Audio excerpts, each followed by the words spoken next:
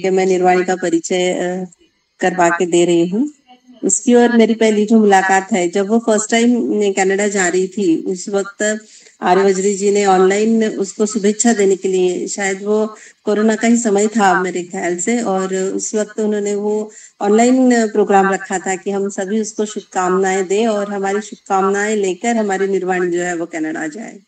तो वो हमारी ऑनलाइन ऐसी पहली जो थी वो मुलाकात थी, मुझे लगता है। और मैं सच में इस पूरे परिवार से ही मैं बहुत ही वो परिवार मेरे लिए प्रेरणादायी है, ऐसे मुझे लगता है। और आज जब उसके बाद एक मुलाकात हुई, ऐसे ही फोन पे ही हम बात करते रहे। एक बार प्लान हुआ और निर्वाणी हमें मिलने के लिए उत्तराखंड आई, देहरादून आई। सच में अपने समाज में जब निर्वाणी जैसे स्वतंत्र विचारों का व्यक्ति होता है, तब हमें बहुत ही अभिमान जो है वो कह सकते हैं कि हमें बहुत ही अभिमान होता है कि हमारे समाज में ऐसे व्यक्ति है करके। उसका जो मैं देख रही थी करियर देख रही थी, अभी उसको मैंने बोला कि मुझे थोड़ा सा इंट्रोडक्शन देना है, तो कुछ इन्फॉर्मेशन मुझे मिलेगी तो बहुत अच्छा होगा। तो मैं देख रही थी कि उस वो बहुत ही जगह जगह अलग अलग कल्चर में पड़ी है, अलग अलग जगह पर वो पड़ी है, फिर भी उसका अपना एक ऐसा अलग सा एक ऐसा व्यक्तिमत्व जो है वो उसने पर्सनालिटी डेवलपमेंट उसकी बहुत सुंदर तरीके से उसने की है। गुजरात और दिल्ली में उसने फर्स्ट पहली से लेकर 12वीं तक का जो शिक्षण है, शालेय शिक्षण हम कह सकते हैं, वो उसने लिया है। बैचलर्स जो है वो उसने साइकोलॉजी में दिल्ली यूनिवर्सिटी से किया है। और साइकोलॉजी ये सब्जेक्ट ही अपने आप में बहुत ऐसा श्रेष्ठ सब्जेक्ट है, मुझे लगता है, मानव शास्त्र। और ऐसा कहा जाता है कि भगवान बुद्ध जो है वो पहले मानव शास्त्रज्ञ थे। पहले साइकोलॉजिस्ट कोई थे तो वो भगवान बुद्ध थे। तो उनकी जो स्टडी है वो उन्होंने मेरी निर्वाणी ने हमारी निर्वाणी ने वो आगे करी है, मास्टर्स। पोस्ट ग्रेजुएट वो सर्टिफिकेट कोर्स जो है वो उसने न्यूयॉर्क की यूनिवर्सिटी से किया है। ह्यूमन रिसोर्स मैनेजमेंट से और बिजनेस एडमिनिस्ट्रेशन से उसने जो है वो अपना स्टडी करा है। और सिर्फ उसने अपना शालेय शिक्षण नहीं लिया है, तो उसके साथ साथ उसने धम्म का अध्ययन भी करने की इच्छा जो है वो व्यक्त की है। और 2017 में हमारी प्यारी सी निर्वाणी धम्म मित्र हुई है। और धम्म की भी उसकी जो रुचि है वो उसमें दिखाई देती है कि अगर हमें धम्म का साथ नहीं है तो हम आगे नहीं जा सकते। ये उसने करके दिखाया है।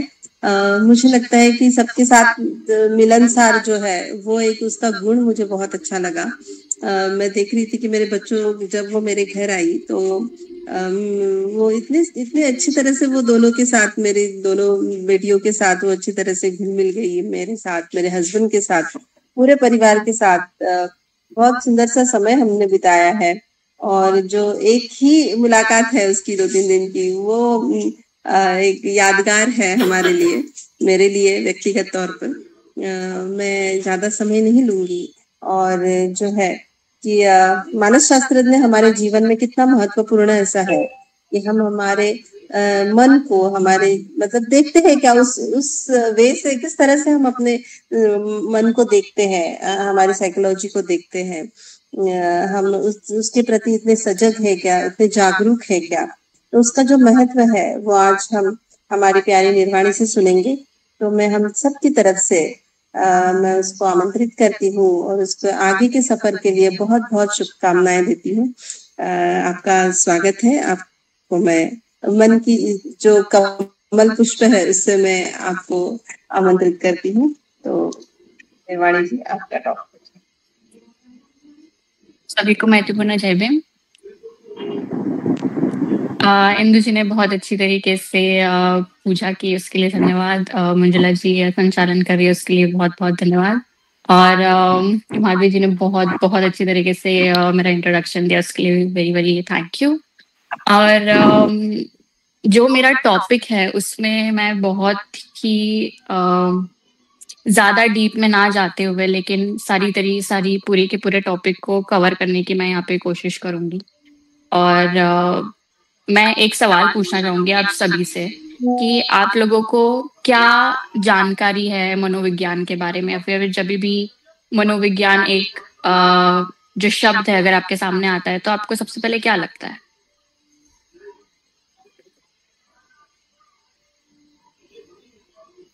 ये सेशन बिल्कुल भी ऐसा नहीं रहने वाला है कि मैं सिर्फ बोलने वाली हूँ और आप लोग सिर्फ सुनने वाले हो। मुझे भी आप लोग के साइड से इनपुट चाहिए क्योंकि मैं चाहती हूँ कि सब लोग एक्टिव रहे। इस वजह से मैं एक क्वेश्चन पूछ रही हूँ कि अगर मनोविज्ञान का कोई ऐसा आपके सामने शब्द आता है तो आपको क्या लगता है कि उसका मतलब क्या है? कुछ भी आप बोल सकते हो। जी जी हाँ, मन मन का विज्ञान। मन का विज्ञान, तो हम आप कह रहे कि मन का साइंस कह सकते हैं आप, कि मन को जानना। या जी, और कोई? Thank you. और कोई?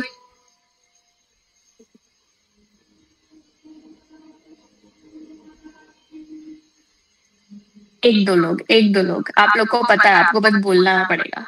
मुझे दिख रहा है सबके फेस पे कि उनको आंसर्स पता है, लेकिन बस वो बोल नहीं रहे।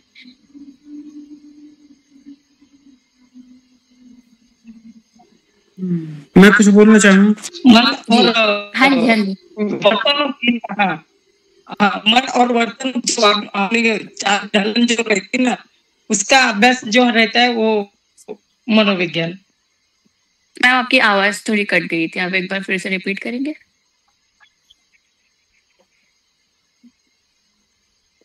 आपकी आवाज कट गई थी बीच में। मन और वर्तन जो रहती है अपने चाल ढलन, उसका अभ्यास जो रहता है उसको विज्ञान।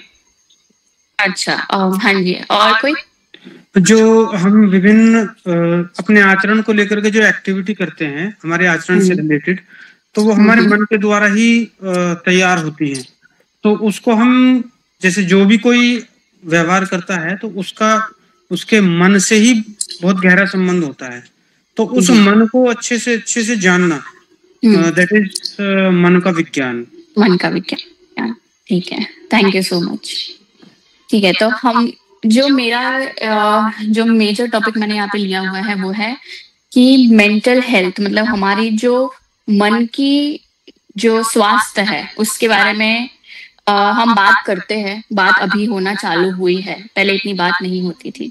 तो उसका इम्पैक्ट क्या होता है हमारे डेली लाइफ में, और बुद्धिज्म का पर्सपेक्टिव हमारे मेंटल हेल्थ के लिए कितना इम्पोर्टेंट है, या फिर और भी सारी चीजें मैंने रिसर्च की हुई है थोड़ी, वो भी मैं आप लोगों के साथ शेयर करूंगी कि जो चीजें अभी मेंटल हेल्थ को लेके बात की जा रही है वो क्या क्या बात की जा रही है, कितनी वो इम्पोर्टेंट है। वो सिर्फ ना एक स्कूल केस में या फिर यूनिवर्सिटी में या फिर कॉलेजेस में ना रखते हुए सिर्फ, लेकिन वो एक डेली लाइफ में, या फिर जो आपकी जो आपका जो डेली लाइफ है, आपका जो रूटीन है, जो एक नॉर्मल ह्यूमन बीइंग का जो रूटीन होता है, उसमें कितना ज्यादा इम्पैक्टफुल है और कितना इम्पोर्टेंट है उसका। तो वो मेरा मेजर टॉपिक रहेगा। आप लोग को जो भी क्वेश्चन है वो लास्ट में भी पूछ सकते हैं। अगर आपको कोई शब्द का मतलब नहीं समझ में आ रहा तो आप बीच में भी मुझे पूछ सकते हैं। ठीक है सर, हम स्टार्ट करें फिर अभी? ठीक है, हम स्टार्ट करते हैं। तो पहला जो डेफिनेशन मैंने यहाँ पे रखा हुआ है वो है मेंटल हेल्थ का, जिसके अंदर में मन का जो स्वास्थ्य है उसमें क्या क्या चीजें होती है। तो मन के स्वास्थ्य में पहला आ गया आपका इमोशनल, फिर आपका आ गया सोशल, जो आप लोगों के साथ उठना बैठना रखते हैं या आपका कम्युनिटी है, ये सारी चीजें वो। और जो तीसरा हो गया साइकोलॉजिकल, जो आपकी मनोविज्ञान की चीज है, जो आप सोचते हो, जो आप समझते हो, जो आप फील करते हो। तो आपकी ये तीनों चीजें, जो आप का इमोशन हो गया, आपकी साइकोलॉजिकल चीजें जैसे आप सोच रहे हो या फिर डेली लाइफ में आप किसी से बात कर रहे हो, आप क्या फील कर रहे हो, आप कैसे एक्ट कर रहे हो। और तीसरा कि आपका जो सोशल बीइंग या फिर सोशल, आपका उठना बैठना कैसा है, लोगों के साथ आप क्या बात कर रहे हो, कितने अच्छे से बात कर रहे हो, कि आपके में इंटरेस्ट है कि नहीं है बात करने का। तो उन सारी चीजों को मिला के मेंटल हेल्थ को एक डेफिनेशन उसमें दी गई है। ये सारी चीजें उसके अंदर होती है। अगर ये सारी तीनों चीजें सही से है एक इंसान में तो उसका मेंटल स्वास्थ्य अच्छा है, ये हम बोलते हैं। ये एक डेफिनेशन है उस चीज की। ठीक है, तो हम जैसे ये तीनों चीजें जैसे इंपॉर्टेंट है, इमोशनल, साइकोलॉजिकल यानी मनोविज्ञान, और जो तीसरी है कि आपका सोशल बीइंग, कि आप कैसे उठते बैठते, ट्रायंगल है, एक त्रिकोण है वो। ठीक है, तो इस त्रिकोण में जो भी इंसान का सारी चीजें सही बैलेंस में चल रही है उसको हम एक मेंटली हेल्दी पर्सन बोलते हैं।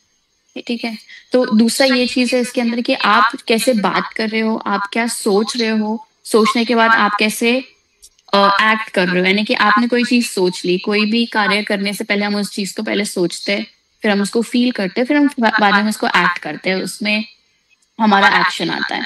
तो वो उन चीजों को हम कैसे एक्शन ले रहे हैं, क्या हम दूसरे इंसान के बारे में सोच रहे हैं कि नहीं सोच रहे, कि हम सिर्फ अपने बारे में सोच रहे हैं कुछ एक्शन लेने से पहले, तो वो भी एक मेंटली हेल्दी पर्सन का एक डेफिनेशन है।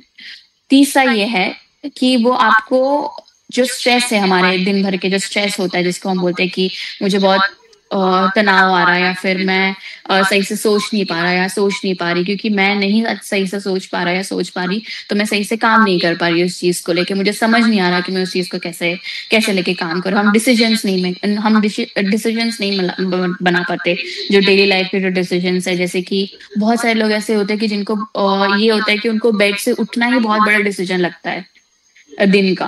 तो वो इंसान जो मेंटली सही है या मेंटली हेल्दी है, उसको इन सारी चीजों को लेके कोई दिक्कत नहीं होती। उनका जो त्रिकोण है, वो त्रिकोण में मतलब जो जो चीजें आ गई, इमोशन हो गया, यहाँ पे साइकोलॉजिकल हो गया और सोशल बीइंग हो गया, वो तीनों चीजें उनकी बराबर में चल रही होती है। वो होता है मेंटली साइकोलॉजिकली एकदम जो फिट इंसान बोलते हैं, उन सारी चीजों को लेके हम ये डेफिनेशन उसका निकलता है कि वो एक मेंटली हेल्दी पर्सन है। चौथी चीज ये कि हमारी मेंटल हेल्थ इतनी इंपॉर्टेंट है फिजिकल हेल्थ से कई ज्यादा इंपॉर्टेंट, मैं इसलिए बोलूंगी क्योंकि फिजिकल हेल्थ हमारा बॉडी हो गया, हमारे हाथ पैर हो गए, हमारे अंदर का बोन्स हो गए, हमारा जो नर्वस सिस्टम हो गया, फिर खून हो गया, ठीक है। तो ये सारी चीजें हमारा फिजियोलॉजिकल आता है, सब कुछ फिजियोलॉजिकल। लेकिन जब आपका मन ही ठीक नहीं है, तब क्या करोगे? वो बोलते हैं ना कि मेरा मन नहीं कर रहा आज काम करने का, फिर मेरा मन नहीं कर रहा आज पढ़ने का, मेरा मन नहीं कर रहा किसी से बात करने का। तो वो मन को लेके, और वो मन इतना ज्यादा विचित्र जिसको बोलते हैं ना कि आपको नहीं पता आपका मन आपको कब क्या करने को बोलेगा। इसलिए मेंटल हेल्थ का जो स्टेज है वो हर स्टेज पे बहुत इंपॉर्टेंट है। चाहे वो बच्चा है तभी भी जब वो छोटा सा एक बच्चा है, उसका जो डेवलपमेंट है वो भी उतना ही इंपॉर्टेंट है जितना वो बड़े होके। क्यों बच्चे से लेके बड़े होने से लेके एज तक आने तक साइकोलॉजिकल फैक्टर्स इंपॉर्टेंट इसलिए होते हैं क्योंकि जब बच्चा जब पैदा होता है, उसके जो एनवायरनमेंट है, उसके जो इर्द गिर्द के लोग हैं, उसके जो एक्सपीरियंसेस है, उसके जो जिसके साथ वो उठता बैठता है, या फिर जो स्कूल में हो जाता है, जिसके साथ वो बात करता है, तो उससे आपका मेंटल हेल्थ भी डेवलप होता है। अगर आप बच्चे को एक बंद कमरे में रख दोगे पूरे टाइम के लिए और उसको स्कूल नहीं भेजोगे, तो वो कुछ नहीं सीख पाएगा, उसको पता ही नहीं होगा कि बाहर क्या चल रहा है, ठीक है। तो वो सारी चीज भी बहुत इंपॉर्टेंट होती है। उसके बाद जब बच्चा धीरे धीरे जब वो बड़ा होता है, जब वो स्कूल में जाता है, फिर लोगों से मिलता है, फिर पढ़ाई करता है, फिर और सारी चीजें देखता है, तो वो धीरे धीरे बड़ा होता है। जब वो घर से बाहर निकलता है, तभी भी उसकी बहुत सारी चीजें हैं या फिर बहुत सारी बातें हैं जो उसको समझ में आती है ना। बहुत सारा ऐसा है कि सोसाइटल नॉर्म्स उसको समझ में आती है कि क्या सही और क्या गलत है। वो सारी चीजें उसको एडोलेसेंस में आके, जब वो इवन स्कूल में भी काफी सारी चीजें बताई जाती है, लेकिन स्कूल में क्या होता है कि स्कूल में मेंटल हेल्थ को इतना प्रेफरेंस नहीं दिया जाता क्योंकि उनको पता नहीं है कि उस चीज को एड्रेस कैसे करना है। फिर उनको ये नहीं पता कि अगर मेरे पास बच्चा आ रहा है, अगर किसी एक बच्चे ने किसी एक बच्चे को मारा है और वो बच्चा बेचारा बोल ही नहीं पा रहा है कि उसको दर्द हो रहा है, फिर मुझे अच्छा नहीं लग रहा कि वो बच्चा आके मुझे हर दिन मारता है, तो वो बच्चे के अंदर वो घर कर जाता है। फिर घर करने के बाद जब वो बड़ा होता है, तब उसकी चीजों में वो दिखाई देने लगता है। फिर उसको समझ में आता है कि, या उसके माँ बाप को समझ में आता है, किसी किसी को तो मरने तक भी समझ में नहीं आता अगर वो बात नहीं करते तो कम्युनिकेशन, आपका क्लियर कम्युनिकेशन आपके खुद के साथ, आपके रिलेशनशिप में, आपके हस्बैंड और वाइफ के साथ, आपके बच्चों के साथ, वो कम्युनिकेशन बहुत बहुत इंपॉर्टेंट होता है। वो कम्युनिकेशन, वो क्लियर कम्युनिकेशन करने के लिए आपको अपने जो त्रिकोण, अपने खुद के, दूसरों के नहीं, आपके खुद के जो इमोशनल, साइकोलॉजिकल और सोशल वेलबीइंग का जो एक त्रिकोण बन रहा है, अगर वो आपको अच्छे से आप रखते हो, तो ही आप एक दूसरे इंसान को हेल्प कर सकते हो। तो इसमें ऐसा है कि आप पहले अपने आप को सही से देखोगे। जैसे आप मेडिटेशन में, कंपैशनेट मेडिटेशन में, आप सबसे पहले आप खुद को लेते हो, उसके बाद ही आप दूसरे आपके स्टेज में आते हैं, आपके दोस्त आते हैं, फिर रिश्ता आता है, ठीक है। तो उसी हिसाब से मेंटल हेल्थ का भी सेम ऐसा कॉन्सेप्ट है कि जब तक आप खुद सही से बैलेंस नहीं रहोगे, आप दूसरे या तीसरे इंसान को वो बैलेंस आउट आप नहीं कर सकते। दूसरा पॉइंट ये है कि why is mental health is important, ठीक है। तो क्यों वो इम्पोर्टेंट है? वो इसलिए इम्पोर्टेंट है ताकि वो आपको हेल्प करे आपके जो डेली रूटीन में है उसके जितने भी स्ट्रेस है। फॉर एग्जाम्पल अगर अगर आप बहुत अच्छे से काम पे जा रहे हो, बहुत अच्छा सब कुछ चल रहा है और आपका बॉस आपको बोल रहा है आके कि अभी आपको निकाल दिया गया है ऑफिस से, तो आप कैसे कोप करोगे? बहुत सारे लोग कोप नहीं कर पाते, लोगों को पता ही नहीं कि कोप कैसे करना है। कोप का मतलब कि उस चीज को कैसे संभालना है ना। अगर मुझे कोई आके मेरा बॉस आके मुझे बोल रहा है कि नहीं निर्वाणी अभी तुमको बस कंपनी से निकाल दिया, तुम कुछ नहीं कर सकते हम, और मैं उसको बोल रही हूँ कि नहीं आप प्लीज मुझे हायर करो, रीहायर करो, आप देखो इतना अच्छा काम किया है मैंने, बट आपको आपको वो बोल रहा है आपका बॉस कि नहीं आई एम सो सॉरी आप तो अभी निकाल दिया गया। तो वो स्ट्रेस को कोप करना या वो स्ट्रेस को संभालना आना चाहिए। इस वजह से हमारा मेंटली अगर कोई इंसान नहीं है उस चीज को सही से सोचने के लिए कि हाँ ठीक है कोई बात नहीं, एक दो चीजें हो सकती है, या फिर वो नेगेटिव सोच सकता है फिर वो पॉजिटिव सोच सकता है। और हम लोग को क्या करना है ना, हमें ज्यादा एक्सट्रीम नेगेटिव में जाना है ना एक्सट्रीम पॉजिटिव में जाना है। हमें बीच का रास्ता जो हमारे बुद्धिस्ट पर्सपेक्टिव जो अभी बाद में आएगा वो वाला भी टॉपिक, कि एक मिडिल पाथवे हमको लेना है। तो मिडिल पाथवे हम तभी ले सकते हैं या फिर मिडिल पाथवे हम तभी आ सकता है जब हम मेंटली हेल्दी हो। तो जब तक वो इंसान पर्टिकुलर इंसान अगर मेंटली हेल्दी नहीं है तो अपने डे टू डे लाइफ को भी स्ट्रेस को भी वो कोप अप नहीं कर पाएगा, उसको नहीं पता होगा ये कैसे स्ट्रेस को मैनेज करना है। बहुत बार ऐसा भी होता है कि अगर हमको कहीं पे ट्रैवल करना है, ठीक है, अभी कि आपको निकलना है, कल आपकी ट्रेन है और आपने पैकिंग भी नहीं की, किसी को उनका भी स्ट्रेस आता है कि अभी मेरी कल का मेरे ट्रेन में पैकिंग नहीं हुई है मेरी अभी तक, उसका भी स्ट्रेस आता है। तो बहुत सारी चीजों को लेके कहते हैं ना कि आपके मन को जानने के लिए आपको अपने साथ बहुत सारे एक्सपेरिमेंट करते, मतलब क्योंकि मैं करती हूँ, बट मैं ये नहीं बोलूंगी कि आपको करते रहना चाहिए, बट ये होता है कि जब आपका खुद का मन आपको नहीं समझ में आता ना, तो आपको पता होना चाहिए कि आपको पता होना चाहिए कि आपका मन क्या कह रहा है।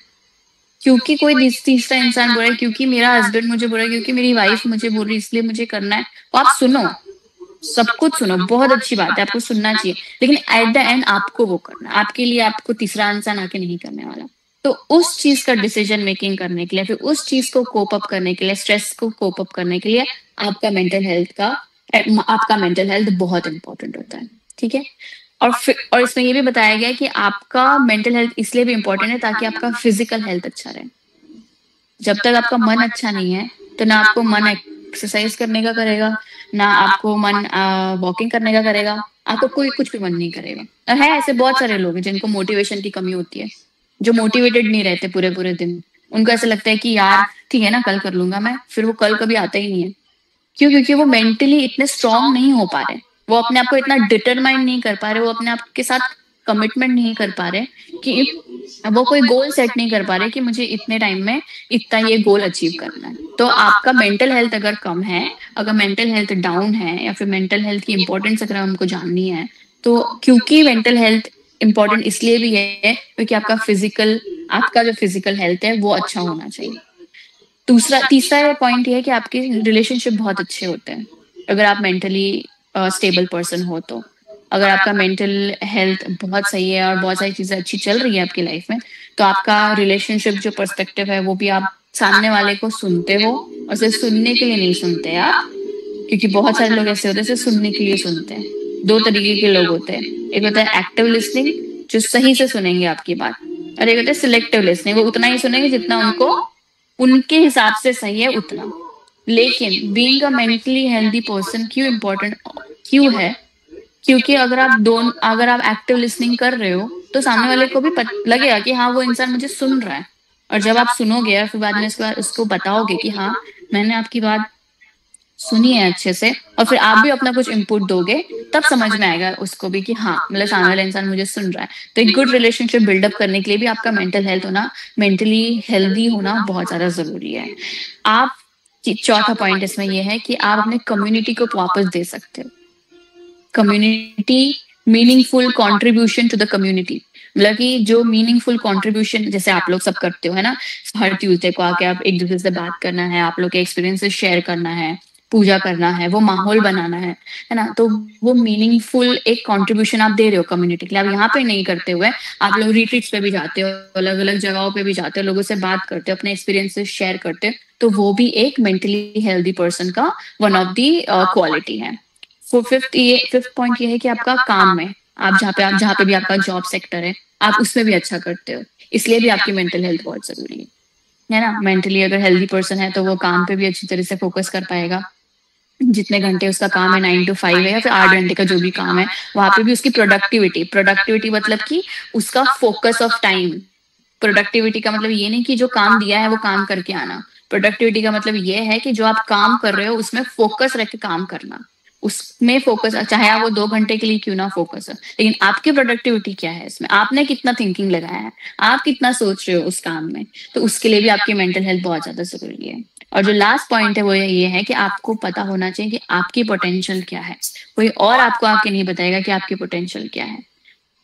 आपकी पोटेंशियल ये आपको पता है कि हाँ, मैं अगर फाइनेंसिंग में अच्छा हूँ, अगर मुझे कोई कुछ आके मुझे बता रहा है कोई चीज काम करने के लिए, या फिर मेरा बॉस या फिर जो भी सीनियर है, उनको पता है मेरा पोटेंशियल, लेकिन मुझे भी पता है मेरा खुद का पोटेंशियल। तो मेंटली हेल्दी पर्सन को ये भी पता होता है कि उनका पोटेंशियल कितना है। उनको कोई आके अगर कोई बोल रहा है कि नहीं नहीं तुम ये चीज नहीं कर सकते, तो वो बैठ नहीं जाएंगे। क्यों? क्योंकि उनको पता है कि उनका पोटेंशियल है। अगर उनको नहीं पता होगा, अगर उनको विश्वास नहीं होगा खुद के ऊपर, तो वो काम वो करेंगे ही नहीं। इसलिए the importance of mental health in सारी चार पांच चीजों में बहुत ज्यादा मायने रखती है। एक तो स्ट्रेस को कोप अप करने में, दूसरा आपका आ गया फिजिकल हेल्थ के लिए बहुत इंपॉर्टेंट है, उसके बाद आपके रिलेशनशिप बिल्डअप करने के लिए, कम्युनिटी को वापस जो आप मीनिंगफुल कंट्रीब्यूशन दे रहे हो कम्युनिटी को, उस चीज के लिए, आप जो घर पे आप जो काम पे काम करते हो उसका अटेंशन स्पैन बढ़ाने के लिए, और जो आपका सिक्स्थ और लास्ट है आपका फुली पोटेंशियल आपको बताता है कि हाँ मैं इतना पोटेंशियल हूँ, मैं इतना कॉन्फिडेंट हूँ, इस वजह से मैं सारी चीजें कर पा रहा हूँ। वो भी एक one of the important factor है मेंटल हेल्थ का। तो कभी भी अभी अगर आपको कोई आके बोलता है कि कभी भी बोल सकता है कोई इंसान कि नहीं मेंटल हेल्थ का तो मतलब कुछ नहीं होता, तो ये सारी चीजें आपको लोगों को याद होनी चाहिए कि हाँ ये सारी चीजें बहुत इंपॉर्टेंट है। मेंटल हेल्थ आप सभी के लिए बहुत इंपॉर्टेंट है, मेरे लिए, बच्चे के लिए, क्योंकि बहुत सारे ऐसे बच्चे होते हैं जो फर्स्ट सेकंड स्टैंडर्ड में भी उन लोग को प्रॉब्लम होने लगती है, लेकिन वो बात नहीं कर पाते अपने पेरेंट्स से, वो क्लियरली कम्युनिकेट नहीं कर पाते।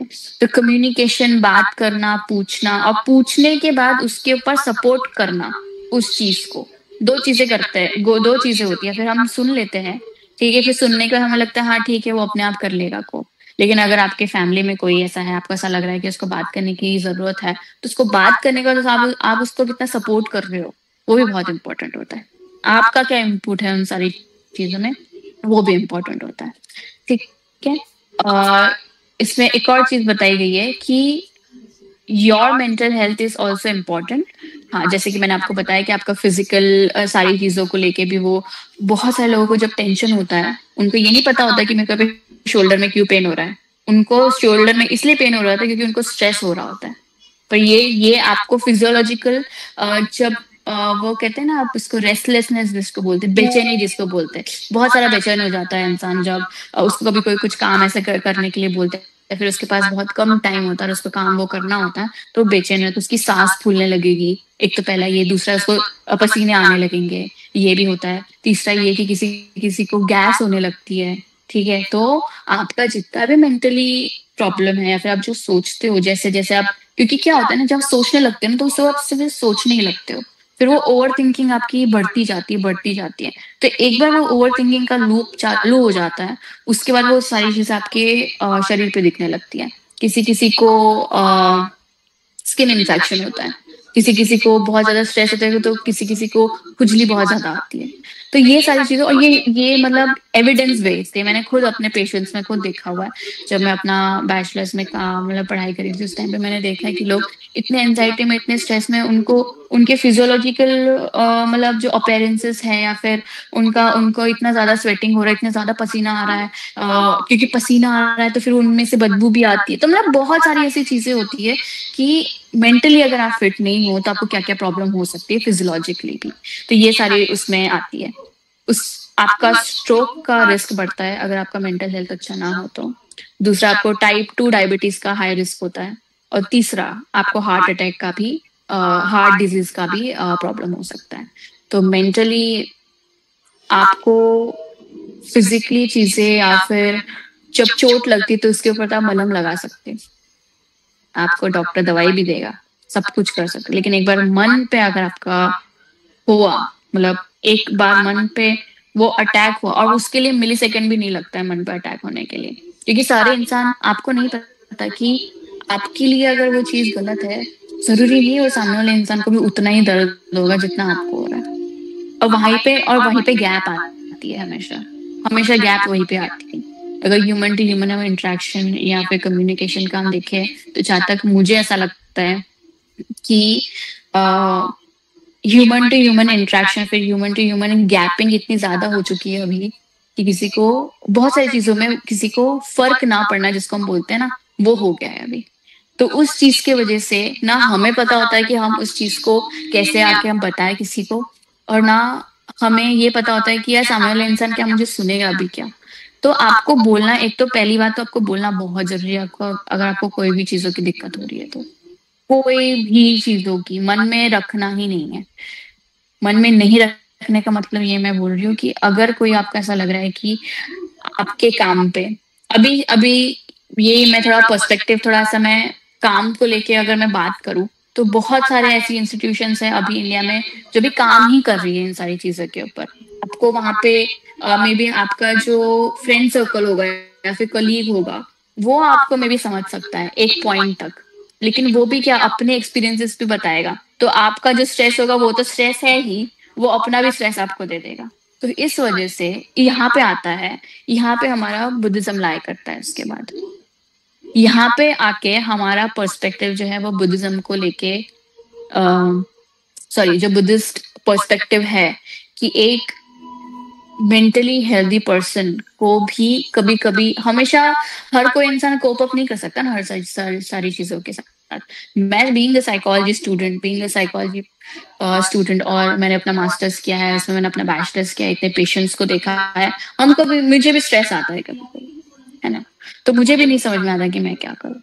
तो वहां पे अगर हम पर्सपेक्टिव की बात देखें, तो वहां पे जो बुद्धिस्ट पर्सपेक्टिव है या फिर बुद्धिज्म जो हमें पर्सपेक्टिव सिखाता है ना, वहां पे वो चीज काम आती है, जिसको बहुत वर्ल्ड वाइड अभी यूज किया जा रहा है और आगे भी यूज किया जाएगा वर्ल्ड वाइड। क्योंकि मेडिटेशन हो गया, और भी बहुत सारी थेरेपी होती है जिसमें बुद्धिस्ट पर्सपेक्टिव को लेके बुद्धिस्ट पर्सपेक्टिव यूज किया जाता है उसमें, कि पेशेंट आपके सामने बैठा हुआ है, उसके ऊपर थेरेपीज करना है, उससे बात करना है। तो वो सारी चीजें अभी बढ़ी नहीं है, बट अभी बढ़ रही है, धीरे धीरे वो सारी चीजें बढ़ रही है। तो उसमें जो फर्स्ट जो बुद्धिस्ट पर्सपेक्टिव से मैं जो आपको बताना चाहती हूँ वो ये है कि सेल्फ वर्सेस इंटरकनेक्टेडनेस। मतलब कि खुद का, आपका खुद, जो आप एक सेल्फ हो, आप खुद, वर्सेस मतलब कि मतलब इंटरकनेक्शन, आपका जो इंटरकनेक्शन है अपने साथ और बाकी और सारी चीजों के साथ, आप कैसे देखते हो अपने आप को चीजों के को कनेक्ट करते हुए, तो उसके बारे में इसमें बताया गया है। और वो बुद्धिस्ट साइकोलॉजी में क्या उसका इम्पोर्टेंस है, या फिर क्या सारी चीजें हैं जो आपको हेल्प करती है, या फिर एक मेंटली हेल्दी पर्सन को क्या चीजें करनी चाहिए, तो वो सारी इसमें बताई गई है। तो views the self as fluid and interconnected, reducing the ego-driven distress and fostering the greater psychological flexibility। तो इसमें बताया गया है कि सेल्फ को हमारे में बहुत गुरूर होता है, बहुत, मुझ में भी है, सभी में होता है, ठीक है। लेकिन आपका जो ईगो ड्रिवन है, जो आप में जो ईगो है, वो एज ए फ्लूइड होना चाहिए, पानी जैसा। पानी जैसा, क्यों पानी जैसा? क्योंकि अगर वो फ्लूइड रहेगा तो ही आप वो फ्लेक्सिबिलिटी रहेगी, नहीं तो फ्लेक्सिबिलिटी नहीं रहेगी। और जहाँ पे रिजिड हो जाता है इंसान, जहाँ पे टाइट हो जाता है अपने पर्सपेक्टिव्स को लेके या फिर अपनी सोच को लेके, वो उनको बहुत दिक्कत होती है। वो बाहर तो आ जाते हैं एक टाइम के बाद कोई चीजों को लेके, लेकिन उनको बहुत दिक्कत होती है। जैसे मैं आपको बताऊं कि अगर मैं कोई 40 ईयर के इंसान या औरत को जाके मैं या फिर कि लड़की को मैं जाके बताऊं कि नहीं नहीं ये चीज ऐसी नहीं ऐसी होती है, उनको बहुत दिक्कत जाएगी वो चीज को पहले तो सुनने में। क्यों? क्योंकि उनका उनका जो ईगो है या फिर उनका जो सेल्फ वो इतना ज्यादा उन्होंने पकड़ के रखा है, इतना ज्यादा कि वो फ्लेक्सिबल ही नहीं। जब तक वो फ्लेक्सिबिलिटी नहीं आती है तब तक आप अपने मेंटल पर्सपेक्टिव में या फिर मेंटल चीजों में आप काम नहीं कर सकते। ये इस सबसे इम्पोर्टेंट पर्सपेक्टिव है बुद्ध साइकोलॉजी का जो इसमें बताया गया है, और वो बहुत डीप है। उसमें बहुत सारी रिसर्चेस हुई है, बहुत सारी चीजें हैं जो लोग काम कर रहे हैं उसके ऊपर, क्योंकि बहुत सारे ऐसे पेशेंट होते हैं कि उनको चीजें छोड़ना ही नहीं पसंद होता। अगर उनको बोला जाए कि नहीं नहीं, क्योंकि हर चीज की प्रोसेस होती है, कोई फर्स्ट स्टेप होगा, सेकेंड स्टेप होगा, थर्ड स्टेप होगा, फिर हम धीरे धीरे वो पेशेंट को बोलेंगे कि हाँ आप ये चीज अब आपका हो गया है, आप सही हो अभी।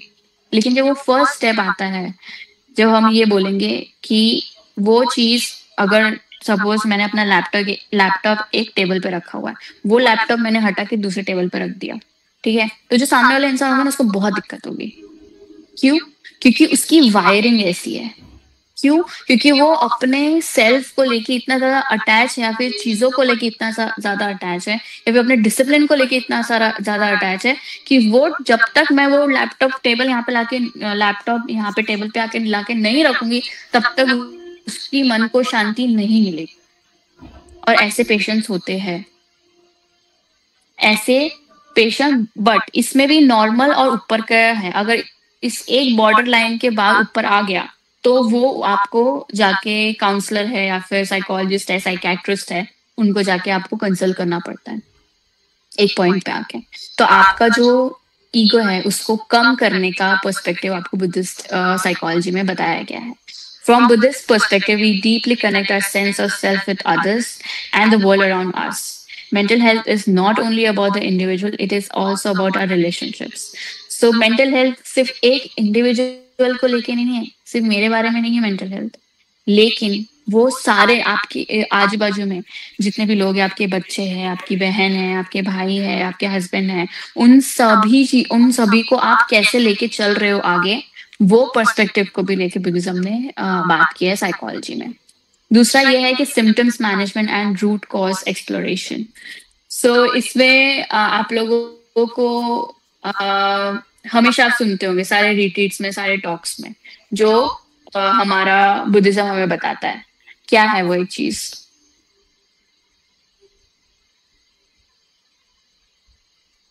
ये तो बहुत ही मतलब सारे रिट्रीट्स में इन सारी चीजों की बात की ही जाती है। इसके बिना ना कोई रिट्रीट चालू होता है, ना इसके बिना कोई टॉपिक चालू होता है बुद्धिज्म में। वो क्या है? अपने मन को देखना। हाँ सॉरी, अपने मन को देखना और ब्रीथ पर काम करना और चीजों के प्रति अवेयर रहना। और हम सभी लोग क्या ढूंढ रहे हैं अपने लाइफ में? सुख ढूंढ रहे हैं। और बुद्धिज्म में किसकी बात की गई है? मैत्री। और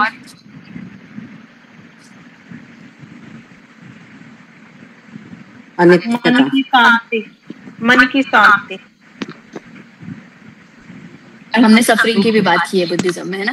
हम सफरिंग की बात करते हैं, है ना, कि हमारा जो दुख है या फिर हमारा जो दुख का जो कॉज है, जिसको हम कॉज एंड कंडीशन बोलते हैं, है ना, तो वो किस पे फोकस करता है? सबसे पहला अटैचमेंट, जितनी भी हमारी अटैचमेंट है चीजों को लेके, चीज हो गया, इंसान हो गया, सभी जो भी अटैचमेंट आप बात कर लो वो। दूसरा है क्रेविंग्स मतलब कि चाहत, कि मुझे ये चाहिए, मुझे तो ये चाहिए वो, ठीक है। सो ये दो चीजें, और ये जो चीजें है, this approach leads to lasting inner change. एक बार अगर हमें ये मेन सोर्स अगर हमें पता चल गया कि हमारा मेन सोर्स क्या है, मेरा कोई चीजों को लेके कोई चीजों का पर्सपेक्टिव अगर मैं जान लूं और मैं ये उस चीज पे अगर मैं काम करूं, तो वो जो कॉज है जिसकी वजह से वो हो रहा है, तो वो हमारे अंदर से चेंज होने की हमारी एक भावना होती है। एक अंदर से कि नहीं, मतलब मुझे नहीं सही लग रहा है, या फिर मुझे इस चीज पे काम करना है। अगर मुझे कोई चीज चाहिए तो मुझे वो चीज क्यों चाहिए, अगर वो मुझे चीज मिल जाएगी तो उसके बाद क्या होगा। तो ये सारी चीजों को सोचना, जिस प्रोसेस में अभी हम सभी लोग हैं, मैं भी थर्मामीटर 2017 में बनी हूँ, उसके बाद से मतलब मेरा इतना प्रैक्टिस नहीं रहा है, सॉरी उस चीज के लिए। लेकिन जब भी मैं ये चीज को लेके मतलब सोचती हूँ कि फोकस जो हमारा रहता है वो अटैचमेंट हो गया, फिर क्रेविंग होगी, इन सारी क्रेविंग, हम चाहत को क्रेविंग बोलते हैं इंग्लिश में, ठीक है, कि चाहत करना। और वो ऐसी वैसी चाहत नहीं, वो मुझे चाहिए ही, चाहे कुछ भी हो जाए, वैसी वाली चाहत, है ना। तो उसकी वजह से जो हमारा इनर प्रोसेस होता है, फिर इनर जो एक पर्सपेक्टिव होता है चीजों को देखने का, वो पूरी तरीके से बदल जाता है, और फिर हम सब उसी के पीछे होते हैं। जैसे कि हम अभी इस पीरियड ऑफ टाइम में हमारे लाइफ में, या फिर सभी के लाइफ में देख लो, सबको सुख चाहिए कहीं ना कहीं, है ना। बट लेकिन सुख कोई सभी इंसानों के लिए, भी सभी के लिए अलग अलग डेफिनेशन हो सकती है सुख की। और शायद ये भी हो सकता है कि सुख शायद किसी के लाइफ में मिली सेकेंड के लिए आता हो, लेकिन लोगों ने उसको इतना बड़ा बना दिया कि हाँ सुख मतलब ये, है ना। तो वो उन सारी चीजों के लिए, उन सारी पर्सपेक्टिव को लेकर भी बुद्धिस्ट साइकोलॉजी बात करता है। और ये सारी चीजें अभी तक कोर्स लाइन मतलब कि पढ़ाई में आई हुई है, लेकिन इतने डीप लेवल पे उसको नहीं बताया जाता साइकोलॉजी में, इतने डीप लेवल पे नहीं बताया जाता बहुत सारे एजुकेशन में, जो कि होना चाहिए। लेकिन बुद्धिस्ट साइकोलॉजी में ये सारी चीजों को बहुत ही डीप लेवल पे, या फिर उनके अलग अलग थेरेपीज भी है इन सारी चीजों को लेके, ये सारी चीजें बात की जाती है, और ये इन सारी चीजों पे भी काम हो रहा है और आगे भी होता रहेगा। सो जो हमारा थर्ड पॉइंट है वो है cognitive reconstruction, mindful awareness.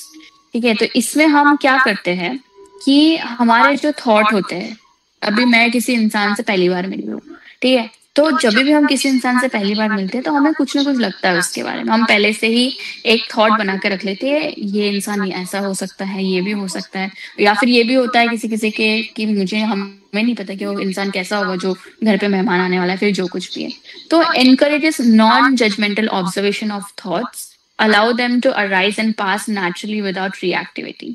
So इसमें ये बताया गया है कि बुद्धिस्ट साइकोलॉजी के पर्सपेक्टिव में कि आप एक नॉन जजमेंट, मतलब आप जज नहीं करते किसी को, पहला कि आप जज नहीं करते वो थॉट को आने देते हैं और जाने देते हैं, जैसे हम जस्ट सिटिंग मेडिटेशन में हम करते हैं। हम जस्ट सिटिंग मेडिटेशन में यही करते हैं ना कि हम बैठते हैं आंख बंद करके, और जो हमारे जो थॉट्स है उसको आने और जाने देते हैं। हम कोई रिएक्शन देते हैं उसको, कोई रिएक्शन नहीं देते। तो उन सारी चीजों की भी बात की गई है कि इसमें cognitive reconstruction versus mindful awareness का मतलब ये होता है कि आपके थॉट्स आ रहे हैं और आपके थॉट्स जा रहे हैं और आप इस पर रिएक्ट नहीं कर रहे। अगर आपने मेडिटेशन में उस चीज पे रिएक्ट कर दिया तो आपका मेडिटेशन पूरी तरीके से खराब हो सकता है, या फिर आपका जो मेन फोकस था मेडिटेशन करने का वो कोई और जाके फोकस हो सकता है। तो इन सारी चीजों की भी बात की गई है यहाँ पे। तो मेंटल हेल्थ में हमने पहले देखा कि वो जो हमारा जो त्रिकोण है कि हमारा इमोशनल, हमारा साइकोलॉजिकल, हमारा सोशल, वो बहुत इंपॉर्टेंट है। ठीक है, इन सारी चीजों को लेके हम आगे इन सारी चीजों का इफेक्ट हमारे बॉडी पे पड़ता है। अगर हमारा मेंटली हम हेल्दी है, हमारा मेंटली हेल्दी रहना क्यों इम्पोर्टेंट है, क्योंकि वो हमारे स्ट्रेस में कोप अप करने के लिए इम्पोर्टेंट है। दूसरा, आपका रिलेशनशिप बिल्ड करने के लिए इम्पोर्टेंट है। तीसरा, आपके जो कम्युनिटी का आप देते हो, मीनिंगफुल एक कम्युनिटी में आप उठते बैठते हो, उसको आप देते हो, उसके लिए इम्पोर्टेंट है। आपका वर्क प्रोडक्टिविटी के लिए इम्पोर्टेंट है कि आप जहाँ पे आप जाते हो काम करने के लिए, तो वहां पे आपका कैसा है और सबके साथ काम करना है। फिर अपने खुद का कितना टाइम ऑफ स्पैन आप फोकस करके आप काम करते हो। फिर है आपका कि आपको अपना पोटेंशियल पता होना चाहिए कि कितना ज्यादा पोटेंशियल आप में कितना पोटेंशियल है, वो आपको खुद को ही डिफाइन करना है। कोई तीसरा इंसान आके आपका वो डिफाइन नहीं करेगा। और ये जो बुद्धिस्ट पर्सपेक्टिव बताया है उसमें पहला पर्सपेक्टिव है, मैंने आपको बताया कि आपका ईगो कम होना चाहिए। ईगो पे काम करने के बारे में बुद्धिस्ट साइकोलॉजी में बताया गया है। और ये दूसरा ये बताया गया कि अगर आप अपने आप के साथ कनेक्ट होते हो तो आप लोगों के साथ भी कनेक्ट हो सकते हो, तभी आप सभी को साथ में लेके चलते हो। इसलिए हमारा जो ये मिलना है, फिर हमारी मेरी जो बात करना है आप लोगों से, वो भी वन ऑफ दी एक साइकोलॉजिकल पर्सपेक्टिव से ही हम लोग आगे बढ़ रहे हैं। ठीक है, दूसरा ये है कि आपके सिम्टम्स और सिम्टम मैनेजमेंट और रूट कॉज आपको ही पता होना चाहिए कि आपका जो अटैचमेंट है कोई चीज को लेके वो कैसा है। क्या वो अटैचमेंट थोड़े टाइम का है, क्या वो बहुत लंबा है। किसी किसी को यही चीज का आइडेंटिफिकेशन नहीं होता और उन लोग का बहुत टाइम निकल जाता है और उनमें वो चेंज वो ला ही नहीं पाते। तो ये आइडेंटिफाई करना कि आपके अंदर आपकी जो काम आप कर रहे हो, आप कितना उस चीज से अटैच है, फिर आप अटैच अगर हो तो आपका क्या कॉज होगा। तो इसमें दुख और सफरिंग की इसमें हमने बात की है। तीसरा ये हमने बोला कि कॉग्निटिव रिकंस्ट्रक्शन, मतलब कि आपके जो थॉट प्रोसेस है वो उसको आने देना है, उसके साथ हम उसको उसके ऊपर हमें रिएक्ट नहीं करना है, उसके साथ हमें बहाना नहीं है अपने इमोशंस को। फोर्थ पॉइंट ये है कि emotional control and emotional acceptance.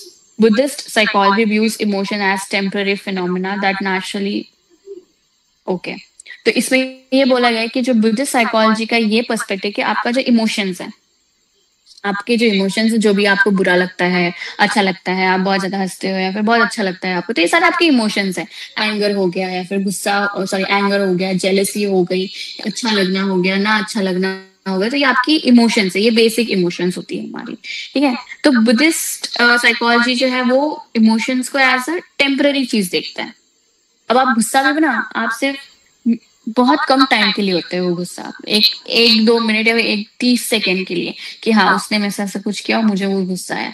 लेकिन अगर वो गुस्से को हम पकड़ के रहते हैं या फिर हम बहुत ज्यादा सोचने लगते हैं तो वो बहुत ज्यादा बड़ा हो जाता है ना। और इतना ज्यादा बड़ा हो जाता है वो आप ओवर थिंकिंग करने लगते हो उस बारे में, बहुत इतना मतलब इतने ज्यादा अजम्पशंस लगाने लगते हो, मैंने ये कर दूंगा तो ये हो जाएगा, ये कर दूंगा तो ये हो जाएगा, फिर ये हो जाएगा। तो हम इतना ज्यादा उसमें हो जाते हैं कि हमको खुद को ही नहीं पता था कि हमारे इमोशन ने हमारे ऊपर कितना हावी हो गया है वो। और बहुत बारी ऐसा होता है, और बहुत सारे ऐसे एग्जाम्पल्स है जिसमें लोग आके बोलते हैं कि नहीं उसने तो मेरे साथ किया, तब तो मैं उससे बदला, रिवेंज का जो एक होता है कि मुझे बदला लेना है उससे, तो आप शांति नहीं होते। तो साइकोलॉजी, बुद्धिस्ट साइकोलॉजी में इमोशंस को एज ए टेम्पररी, मतलब बहुत ही टेम्पररी चीज है और वो नेचुरली ही आती है और उसको नेचुरली ही जाने देना चाहिए। वो पर्सपेक्टिव हमें बताया गया और वही पर्सपेक्टिव को ध्यान में रखते हुए जो मेडिटेशन है हमारे, जैसे सिटिंग मेडिटेशन है, उसमें यही होता है ना कि आपके थॉट प्रोसेस आ रहे हैं और जा रहे हैं। अगर आप एक भी थॉट को अगर आप पकड़ के रख लोगे तो आपको बहुत दिक्कत हो जाएगी वो मेडिटेशन करने में, या फिर बहुत दिक्कत हो जाएगी कि मैं कैसे उस मेडिटेशन को आगे बढ़ाऊं। तो आपका अवेयरनेस, आपके इमोशंस का अवेयरनेस कितना होना चाहिए वो भी हमें बुद्धिस्ट पर्सपेक्टिव से पता चलता है। फिफ्थ ये है कि जो आपके जो बाहर के चेंज है और आपके जो अंदर के चेंज है उसके ऊपर भी वो काम करता है। अब यहाँ पे आता है हमारा मेडिटेशन, जहाँ पे हम एम्फसाइज करते हैं अंदर का ट्रांसफॉर्मेशन, हमारे अंदर का ट्रांसफॉर्मेशन। तो हमारे अंदर का ट्रांसफॉर्मेशन कैसे आता है, हम मेडिटेशन करते हैं उससे आता है। हम सही से रहते हैं, एथिकल लिविंग, मतलब कि जो सही है जो गलत है उस हिसाब से हम रहते हैं, जो सही है वो सही है, जो गलत है वो गलत है। जो सही है हमारे लिए एथिकली सही है, हम उसी हिसाब से जिएंगे, उससे भी हमारा इनर ट्रांसफॉर्मेशन होता है। फिर जब हमें पता चलता है कि हाँ कि ये सारी चीजें जो है वो टेम्पररी है, या फिर हमें ये पता चलता है कि हमारे इमोशंस टेम्पररी है, या फिर मुझे इमोशंस को कैसे कंट्रोल करना है, या फिर कंट्रोल ना करते हुए लेकिन इमोशंस को जैसा है वैसा देखना, इमोशंस को जैसा है वैसा देखना, जो आप सम्यक दृष्टि में भी आप लोगों ने पढ़ा होगा। मैं भी बहुत सी नई चीजें हर दिन समझ रही हूँ। ठीक है, तो उसमें आप बता सकते हैं, उसमें आप देख सकते हैं कि जो आपके इमोशंस को जैसे है वैसा आप जब देखना चालू करोगे तो आपको अपने आप ही समझ में आएगा कि जो मेरा वो गुस्सा था या फिर जो मेरा वो जेलेसी फैक्टर था वो एक टाइम के लिए ही था, लेकिन वो तो मैं ही थी या वो मैं ही था जो इन सारी चीजों को लेके आगे बढ़ रहा था बहुत ज्यादा।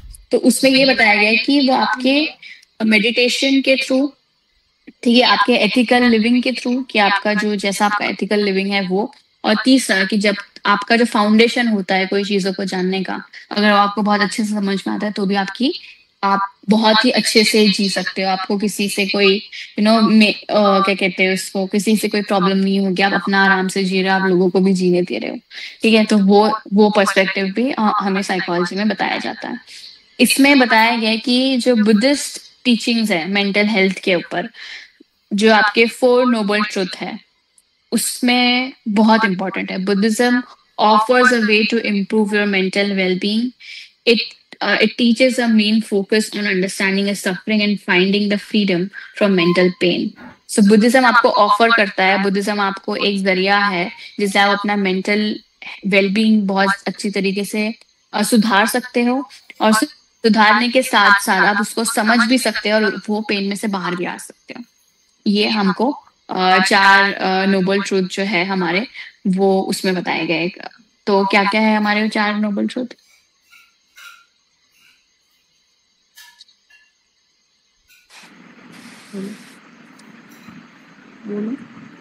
दुख है, दुख का कारण है जी,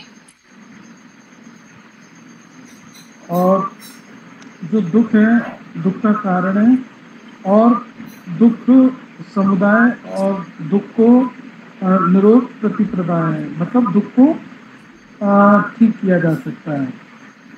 उसके 8 रास्ते हैं, आर्य अष्टांगिक मार्ग है जी. तो इसमें थैंक यू. तो पहला वाला है दुख, जिसमें हम सफरिंग जो हम बोलते हैं वो. फिर है समुदाय, कॉज ऑफ सफरिंग, जो आपका जो कॉज ऑफ सफरिंग ये है कि जिस वजह से आप सफर कर रहे हो वो. आपका जो निरोधा है, इसमें सेसेशन ऑफ सफरिंग, जिसमें आपको पता चलता है कि आप कैसे फ्री हो सकते हो और वो सफरिंग से. और मार्ग है which is part two liberation. तो ये 4 चीजें इसमें बताई गई है. तो पहले वाले में जो दुख, जो सफरिंग बताई गई है, वो ये बताई गई है कि वो जो mental and emotional suffering is an inherent part of human life. ठीक है, तो वो होती ही है सब में. इमोशनल और मेंटल प्रॉब्लम या मेंटल सफरिंग सब में होती है, लेकिन उसको आप कैसे कोप करते हैं और वो किस तरीके से दिखाई देती है आपको. दुख जो आप बोलते हैं कि मुझे दुख है, तो क्या बोलते हैं उसमें आता है 3 चीजें. ये है कि स्ट्रेस, दूसरा है एंजाइटी, और तीसरा है डिससैटिस्फैक्शन, कि आप सेटिस्फाइड नहीं हो अपने लाइफ से. एक तो इस चीज का दुख होता है. फिर वो जो स्ट्रेस आपको आता है, आपको उसका होता है. स्ट्रेस क्यों होता है? क्योंकि आपकी एक्सपेक्टेशंस जो आपने करी हुई है कोई चीज से, वो नहीं आप पूरी कर पाते. काम पे हो गया, फिर कोई भी चीज है, फिर लाइफ को लेके हो गया वो. और जो तीसरी है वो बेचैनी. हाँ, सो वो भी आपका एक वन ऑफ दी, ये जो 3 चीजें हैं, एक तो एक्सपेक्टेशन होंगी तो स्ट्रेस होगा. एक्सपेक्टेशन होंगी, आप नहीं काम करोगे तो स्ट्रेस होगा. स्ट्रेस होगा, उसके बाद आपको एंजाइटी होगी. एंजाइटी होगी तो आपको डिससैटिस्फैक्शन होगा. डिससैटिस्फैक्शन होगा तो आपका जो हेल्थ है वो डिटोरिएट होगा. आपका जो फिजियोलॉजिकल हेल्थ है वो क्या कहते हैं, कम होता जाएगा. तो हमने एक होता है ना कि सभी चीजें जो अगर नहीं सही हो रही वो दुख है. अगर कल मेरा एग्जाम उसमें पास नहीं हो रहा, वो दुख है, वो स्ट्रेस है उस चीज का, है ना. उस चीज से भी स्ट्रेस होगा, उससे एंजाइटी होगी. तो वो चीजें मतलब उन सारी चीजों को मतलब एक वर्ल्डली फ्रेमवर्क में रख के देखो, मतलब कि जो दुनिया जो देखती है वो ऐसे देख रही है दुख को, है ना. स्ट्रेस हो गया, एंजाइटी हो गया और डिससैटिस्फैक्शन हो गया. दूसरा इसमें बताया गया कि कॉज ऑफ सफरिंग में ये बताया गया है कि suffering arises from attachment, craving, aversions which causes psychological distress. जो मैंने आपको पहले बताया कि जो आपका अटैचमेंट होता है कोई चीजों से, आपकी चाहत होती है, वो आपको साइकोलॉजिकल डिस्ट्रेस देती है. वो आपको बहुत बहुत दिक्कत देती है अगर आपको नहीं सही से कुछ मिल रहा है. अगर आपकी बहुत ज्यादा अटैचमेंट हो कोई चीज को लेके, तो वो आपको दुख देगी. अगर आपका फॉर एग्जाम्पल, अगर मेरी फ्रेंड है, ठीक है, मेरा उससे बहुत ज्यादा अटैचमेंट है, और मैंने उसको बोला कि यार तूने सही नहीं किया मेरे साथ, तो वो तो मेरे लिए एक साइकोलॉजिकल स्ट्रेस है ना, कि मेरा ही कोई इंसान जिससे मैं इतनी ज्यादा अटैच हूँ, उसने कुछ 2 बार सोचा भी नहीं और उसने ये कर लिया. तो वैसे हमारे कॉज ऑफ सफरिंग, सबका कॉज ऑफ सफरिंग अलग होता है. सभी इंसान का कॉज ऑफ सफरिंग अलग होता है. किसी का एग्जाम में अगर पास नहीं होता, उसका वो कॉज ऑफ सफरिंग हो सकता है क्योंकि वो बच्चा या बच्ची बहुत ज्यादा अटैच है उस एग्जाम को पास करने के लिए, या फिर बहुत सारी चीजों को लेके भी लोग अटैच होते हैं. फॉर एग्जाम्पल, अगर मैंने कैसे बताऊं,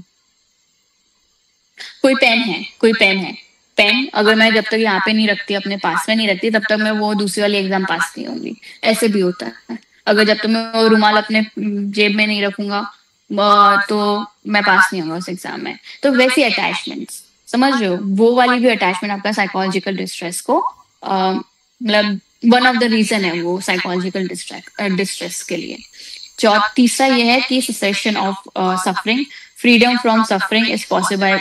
ओके, तो इसमें बताया गया कि जो हमारा फ्रीडम है, जो हमको एक्चुअल में हम चाहते हैं कि हमारी सफरिंग से बाहर आ जाए, वो एक ही तरीके से हो सकती है कि हम उस चीज को लेट गो कर दें, वो हम अटैचमेंट को छोड़ दें। और जब वो हम अटैचमेंट को छोड़ देते हैं तो हमारे अंदर एक इनर बैलेंस आता है, एक इनर पीस आता है कि हाँ अब मैंने वो छोड़ दिया है, अब मेरे को वो सफरिंग से फ्रीडम आप तभी ले सकते हैं, फिर आपको तभी मिल सकती है जब आप वो अटैचमेंट को छोड़ दोगे, उस इंसान को छोड़ दोगे, या फिर उस चीज को छोड़ दोगे, या फिर वो एक थॉट को छोड़ दोगे कि हाँ अगर मैंने वो रुमाल रखा होता तो शायद मैं पास हो जाता, बट मैंने वो शायद रुमाल नहीं रखा इसलिए मैं पास नहीं हो पाया।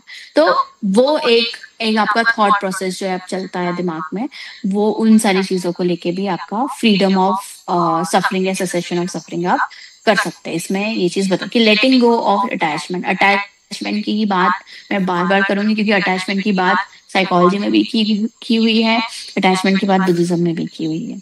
और बुद्धिज्म का जो एक वे है बताने का, फिर जो एक पर्सपेक्टिव है वो बताने का, वो बहुत सारी चीजों में साइकोलॉजी से इंटर रिलेटेड है। ठीक है, और लास्ट जो इसमें पॉइंट है वो पार्ट टू लिबरेशन, जो है आपका 8-fold path provides a clear way to find wellbeing. वो आपका जो अष्टांगिक मार्ग है, वो आपको पूरी तरीके से कि वेलबींग कैसा होता है या फिर कैसा होना चाहिए, या क्या क्या चीजें आपको देखनी है और क्या क्या चीजें आपको देखनी चाहिए, वो आपको बताता है। वो आपको फोकस करता है आपके माइंडफुलनेस के ऊपर, जो आप हमेशा अपना माइंडफुलनेस का जो मेडिटेशन करते हो। लोगों को लगता है, सबको लगता है, जो मतलब बीइंग नॉट मतलब बुद्धिस्ट, उनको लगता है कि माइंडफुलनेस मेडिटेशन ही एक तरीका है चीजों पर। नहीं, माइंडफुल रहना, माइंडफुली खाना, माइंडफुली बात करना, माइंडफुली बैठना, माइंडफुली कपड़े पहनना, माइंडफुली काम करना, तो ये सारी चीजें भी माइंडफुलनेस में आती है। बट ये इन सारी चीजों के बारे में डेली लाइफ में कोई बात नहीं करता। लेकिन माइंडफुलनेस जो माइंडफुल रह के काम करना, वो मैं कह सकती हूँ कि वो मतलब मुझे जो लगता है वो ये है कि वो पहला स्टेप होता है कि अगर आप माइंडफुल, अगर आप अपनी डेली लाइफ में हो ना, कि आपको पता चल रहा है कि हाँ मैं कैसे उठ रही हूँ, या फिर मैं कैसे बैठ रही हूँ, या फिर मेरे थॉट कैसे हैं, तो वो आपका डेली लाइफ में ऑटोमेटिकली आप एडिक्ट हो जाते हो उससे। एडिक्ट मतलब कि आपको अच्छा लगने लगता है कि हाँ मुझे अच्छा लग रहा है, मेरा जो अंदर का जो मन है वो बहुत शांत हो रहा है उन सारी चीजों से। तो वो उन पर्सपेक्टिव्स की यहाँ पे बात की गई है कि 8-fold पाथ आपको बहुत ही क्लियर पाथवे देता है कि एक वेलबींग कैसा होना चाहिए, है ना, क्योंकि उसमें बहुत सारी चीजें ऐसी क्लियर की गई हो कि आपको कभी कभी कहते हैं ना कि आपको बार बार पढ़ने के बाद भी आपको बहुत सारी नई चीजें जानने को मिलती है 8-fold पाथ में। तो वो उन पर्सपेक्टिव को लेके भी यहाँ पे बोला गया है। इसमें ये भी बोला गया है कि जो हमारा 8-fold पाथ है वो आपको ट्रू हीलिंग सिखाता है, ऊपरी हीलिंग नहीं, है ना। ऊपरी हीलिंग का क्या मतलब होता है कि दो तरीके के हैं, कि एक साइकियाट्रिस्ट और एक साइकोलॉजिस्ट। सो जो साइकियाट्रिस्ट होता है वो थेरेपी भी देता है और मेडिसिन भी देता है, ठीक है, जो गोली आपको बाहर फार्मेसी में मिलती है वो। और जो साइकोलॉजिस्ट होता है वो आपको थेरेपी देता है, पूरी तरीके से आपको वो थेरेपी देगा, आपसे बात करेगा, लेकिन वो प्रोसेस लंबा होता है। उस प्रोसेस में अगर आप बीच में थोड़ा सा भी इधर उधर हो गए तो आपको बहुत सारी चीजें आपको पहले से स्टार्ट करनी पड़ेगी। लेकिन बुद्धिस्ट पर्सपेक्टिव में ये बताया गया है कि आपकी जो ट्रू हीलिंग है वो 8-fold पाथ के थ्रू प्रोवाइड की जाती है।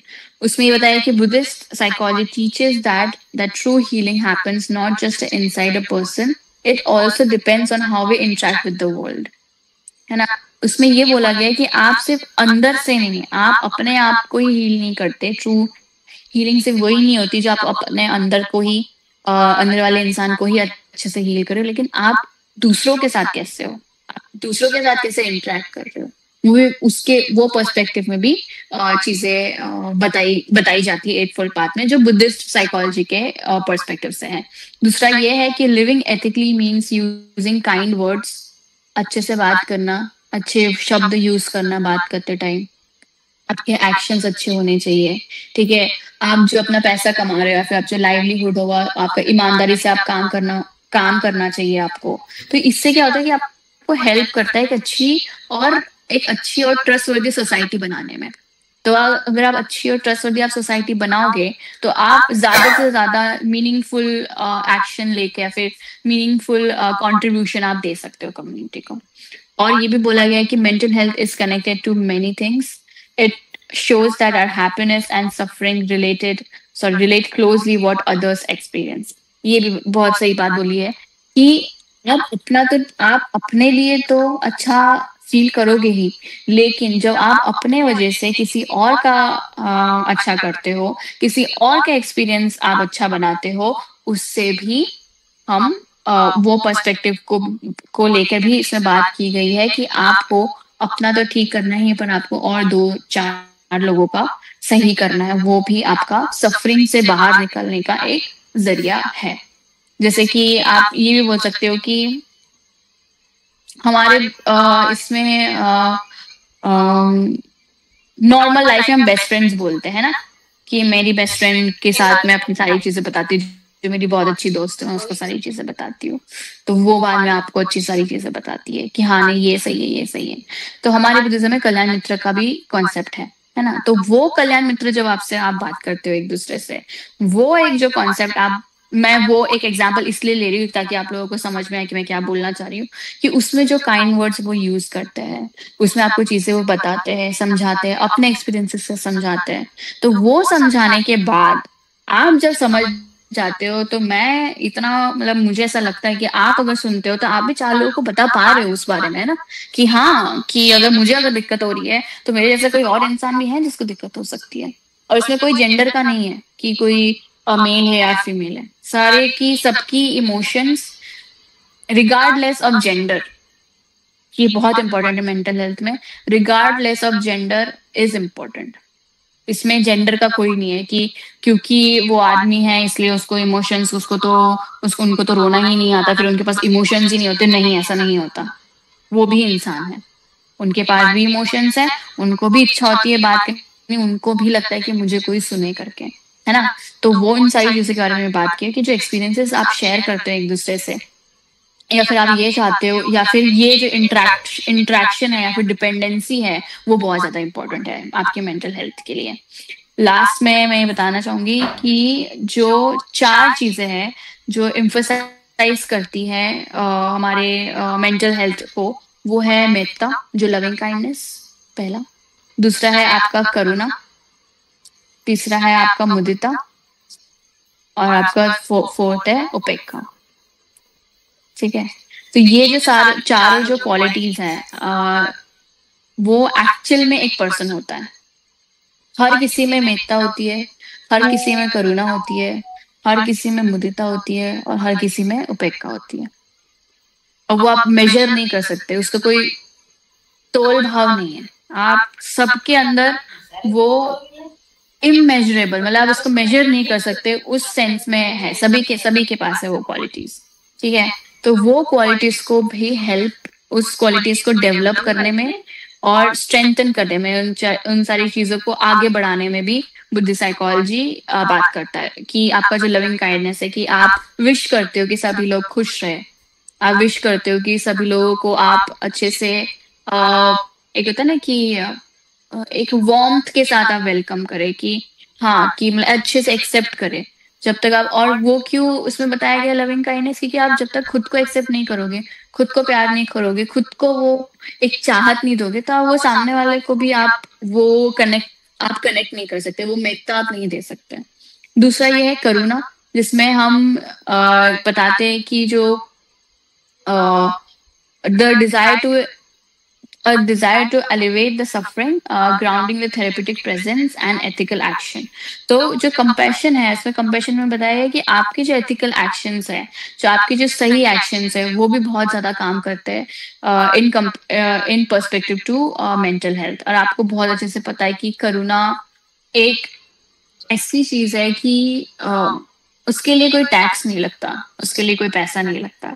आप किसी से भी कभी भी उतना काइंड, उतना कंपैशनेट हो सकते हो, चाहे वो चाहे वो फिर कोई भी हो, चाहे वो गरीब से गरीब बच्चा क्यों ना हो या फिर इंसान क्यों ना, आपको करुणा भाव और मेत्ता भाव करने के लिए कोई बहुत बड़ी डिग्री लेने की जरूरत नहीं है ना।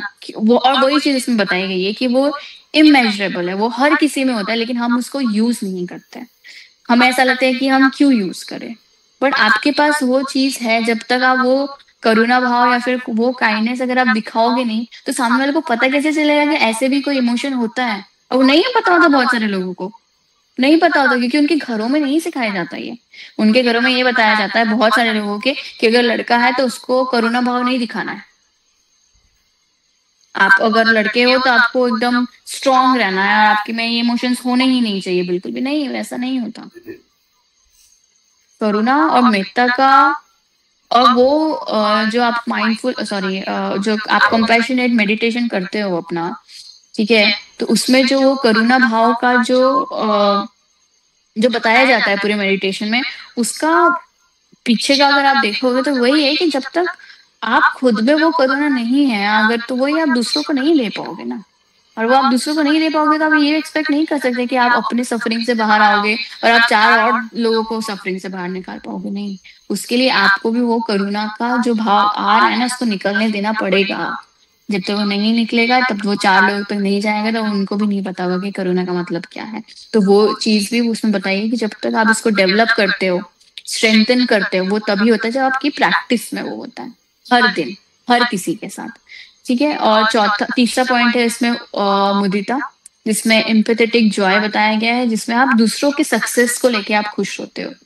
वो दूसरा अगर अच्छा कर रहा है तो मैं खुश हूँ उस चीज को लेके, ईर्ष्या भाव नहीं होती उसमें कि हाँ तुम सही कर रहे हो, अच्छी बात है। हम हाँ बहुत सपोर्ट के साथ हम तालियां भी बजाएंगे आपके लिए, और बहुत आपको उम्मीद करते हैं कि आप और आगे जाए। तो वो एक फीलिंग की मैं, अगर मेरी दोस्त अगर आगे बढ़ रही है तो हाँ मुझे अच्छा लग रहा है, मैं उससे ईर्ष्या नहीं कर रही, बट मुझे अच्छा लग रहा है कि वो आगे बढ़ रही है। तो एक मुदिता की आपकी वो फीलिंग होती है जिसमें आप जब आप देखते हैं कि दूसरे लोग सक्सेस हो रहे हैं तो आपको भी अच्छा लगता है।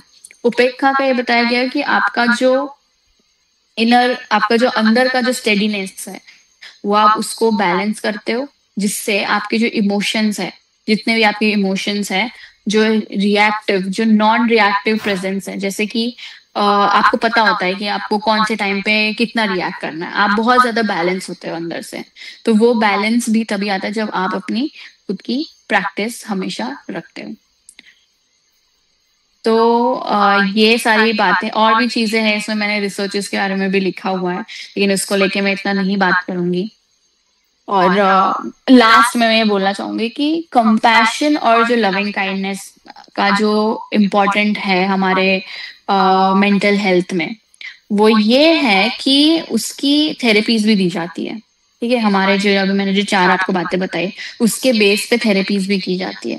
तो वो अगर जब वो थेरेपी करते हैं पेशेंट के ऊपर, तो वो आपका जो पॉजिटिव इमोशंस है कि हाँ मैं ये कर सकता हूँ, ये पॉसिबल है मेरे लिए, मैं ये करूंगा, हर चीज को पॉजिटिव में लेना और खुद को एक्सेप्ट करना। हम क्या करते हैं, हम खुद को जैसा है वैसे एक्सेप्ट करते हो, बहुत अच्छी बात है, वो करना है। लेकिन जब हमको पता चल रहा होता है कि फॉर एग्जाम्पल अगर कोई हमें बता रहा है कि नहीं निर्वाणी ये चीज ऐसी भी हो सकती है और ये चीज तुम इसमें भी इम्प्रूव कर सकती हो, है ना, तो कोई लोग नहीं उसको सही से लेंगे, क्योंकि वो क्वेश्चन करेंगे कि मुझे कैसा बोल रही है, मुझे तो सब कुछ आता है। नहीं, लेकिन वो जो एक सेल्फ एक्सेप्टेंस है, उसमें क्या होता है कि आप एक ही जगह पे रह जाते हो, आप आगे नहीं बढ़ पाते। अगर आपको कोई आपका दोस्त बोल रहा है, कोई सही चीज बोल रहा है कि यार ये चीज है, या तो इसमें ना आप इसमें ये सारी चीजें बदल सकते हो, और आप अगर बदलोगे ना तो ये सारी चीजें अच्छी हो सकती है आपके साथ, तो आपको लेना चाहिए, वो भी आप में होना चाहिए एक कि हाँ कि मैं वो चीज कर सकता हूँ, मैं क्रिटिसिज्म को भी अच्छे से ले सकता हूँ। तो उसके बारे में भी बोला गया कि कंपैशनेट एंड लविंग काइंडनेस जो इम्पोर्टेंस जो हमारी थेरेपी जो देते हैं हम लोग, वो आपके जो इमोशंस है उसको बढ़ाती है और आपका सेल्फ एक्सेप्टेंस लेवल को भी काफी बढ़ाती है। वो आपका जो एंजाइटी है, डिप्रेशन है, या फिर सोशल आइसोलेशन है। सोशल आइसोलेशन मतलब होता है कि अकेला पड़ जाता है इंसान, उसको ऐसा लगता है कि मैं बहुत पीछे पड़ गया हूँ, या फिर मैं बहुत ज्यादा, सभी लोग आगे बढ़ गए अपने लाइफ में, मैं बहुत ज्यादा पीछे, मैंने कुछ किया ही नहीं है है ना, तो उन सारी चीजों को लेके भी वो रिडक्शन देते हैं, वो रिड्यूस होता है। आपका रेजिलियंस पावर मतलब आपका लचीलापन, कि कोई भी स्ट्रेस आ गया मेरे आंखों के सामने, तो मैं उसको किस तरीके से हैंडल करूंगा, फिर मैं उसको किस तरीके से चीजें संभालूंगा, तो उसके लिए भी वो हेल्प करते हैं कि वो सारी चीजें अच्छे से मैं कोप अप कर सकूं, और मैं चीजों का आगे जाके चीजों को जैसा है उसको वैसा देखो और मैं उस पर काम करूं। वो कंपैशनेट फोकस थेरेपी में भी चीजें बताई जाती है। तो ऑल इन ऑल यही है कि माइंडफुलनेस एंड नॉन अटैचमेंट, ये भी हाँ, तो इसमें ये बताया गया है कि माइंडफुलनेस मेडिटेशन जो हम करते हैं, और एक मंक जो बनते थे है अभी भी वो, सॉरी, उनका स्कैनिंग किया गया, तो उसमें बताया गया कि जो हमारा ये आगे का पार्ट होता है उसका हम प्रीफ्रंटल कॉर्टेक्स बोलते हैं, ये चीज, ठीक है।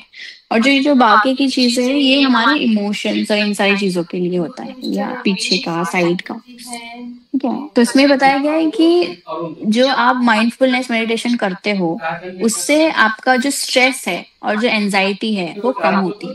और उनका जब ब्रेन स्कैन किया गया तो उनका जो ये वाला पोर्शन था उसमें वो देखा गया कि जो एंजाइटी और स्ट्रेस के जो हार्मोन्स होते हैं, जिसको हम कॉर्टिसोल हार्मोन बोलते हैं, फिर डोपामाइन बोलते हैं, ये नाम है जो केमिकली होता है हमारे यहाँ पे सिर में। तो जो ये आगे का पार्ट है वहां, वो उसको फ्रंटल लोब बोलते हैं, वो कम करता है उसको माइंडफुलनेस मेडिटेशन। तो माइंडफुलनेस मेडिटेशन सिर्फ आप लोगों को रिलीजियस बेस से ना देखते हुए सिर्फ, लेकिन एक मेंटली एक वेलबींग खुद में, अगर आपको अच्छा वेलबींग होना है तो उन वो पर्सपेक्टिव को लेके भी आपको माइंडफुलनेस को देखना चाहिए, और चीजों को, और उन जो मेडिटेशन, जितने भी हमारे मेडिटेशन है उसको डेली लाइफ में जितना हो सके उतना प्रैक्टिस करना चाहिए। थैंक यू सो मच मेरे को सुनने के लिए। मुझे पता है मैंने कुछ थोड़ा ज्यादा ही लंबा कर दिया, लेकिन बहुत सारी चीजें ऐसी कि नहीं, मैं चाहती हूँ कि सबको पता हो लेकिन नहीं पता, और मुझे कभी कभी ऐसा लगता है पढ़ते हुए भी कि पता होना चाहिए। और ये सिर्फ डिग्री के लिए नहीं, ये नॉर्मल लाइफ में बहुत जरूरी है। और हिंदी की भी बहुत सारी किताबें हैं जो माइंडफुलनेस मेडिटेशन को लेके या फिर सिर्फ मनोविज्ञान को लेके भी लिखी गई है। वो मैं उनको बोलूंगी पापा को कि वो डाले उसमें ग्रुप पे, ताकि सब पढ़ सके, क्योंकि अब बहुत सारे पीडीएफ भी है, ऑनलाइन पीडीएफ भी है हिंदी और इंग्लिश दोनों के, कि इसमें आपको बहुत सारी चीजें रिलेट कर सकते हो। क्योंकि आपका जो ये प्लेटफॉर्म जो हमको बताता है, बुद्धिज्म का प्लेटफॉर्म रिट्रीट्स के थ्रू हो गया, धम्मचारी के टॉक्स के थ्रू हो गया, फिर धम्ममित्र के बातों के थ्रू हो गया, बहुत सारी चीजों के थ्रू हमें चीजें यही सारी चीजें हमको साइकोलॉजी में पढ़ाते हैं, जो आप लोगों को यहाँ पे एक्चुअली में मिल रही है पढ़ने को।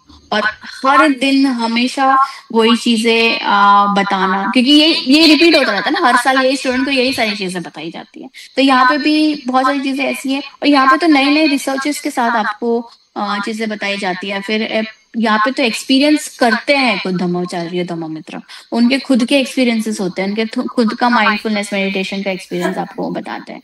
तो आपको ये मतलब मेरे को तो लगता है कि बहुत अच्छा प्लेटफॉर्म है, कि जिस प्लेटफॉर्म पे अभी आप लोग हो, वो मनोविज्ञान को लेके काफी सारी चीजें आप डेली लाइफ में यूज कर सकते हो और सीख सकते हो।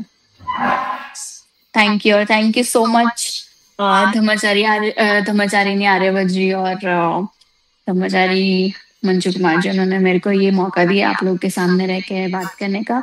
आप लोगों को कोई क्वेश्चंस हो आप प्लीज क्वेश्चंस पूछ सकते हो। Thank you. जय भीम।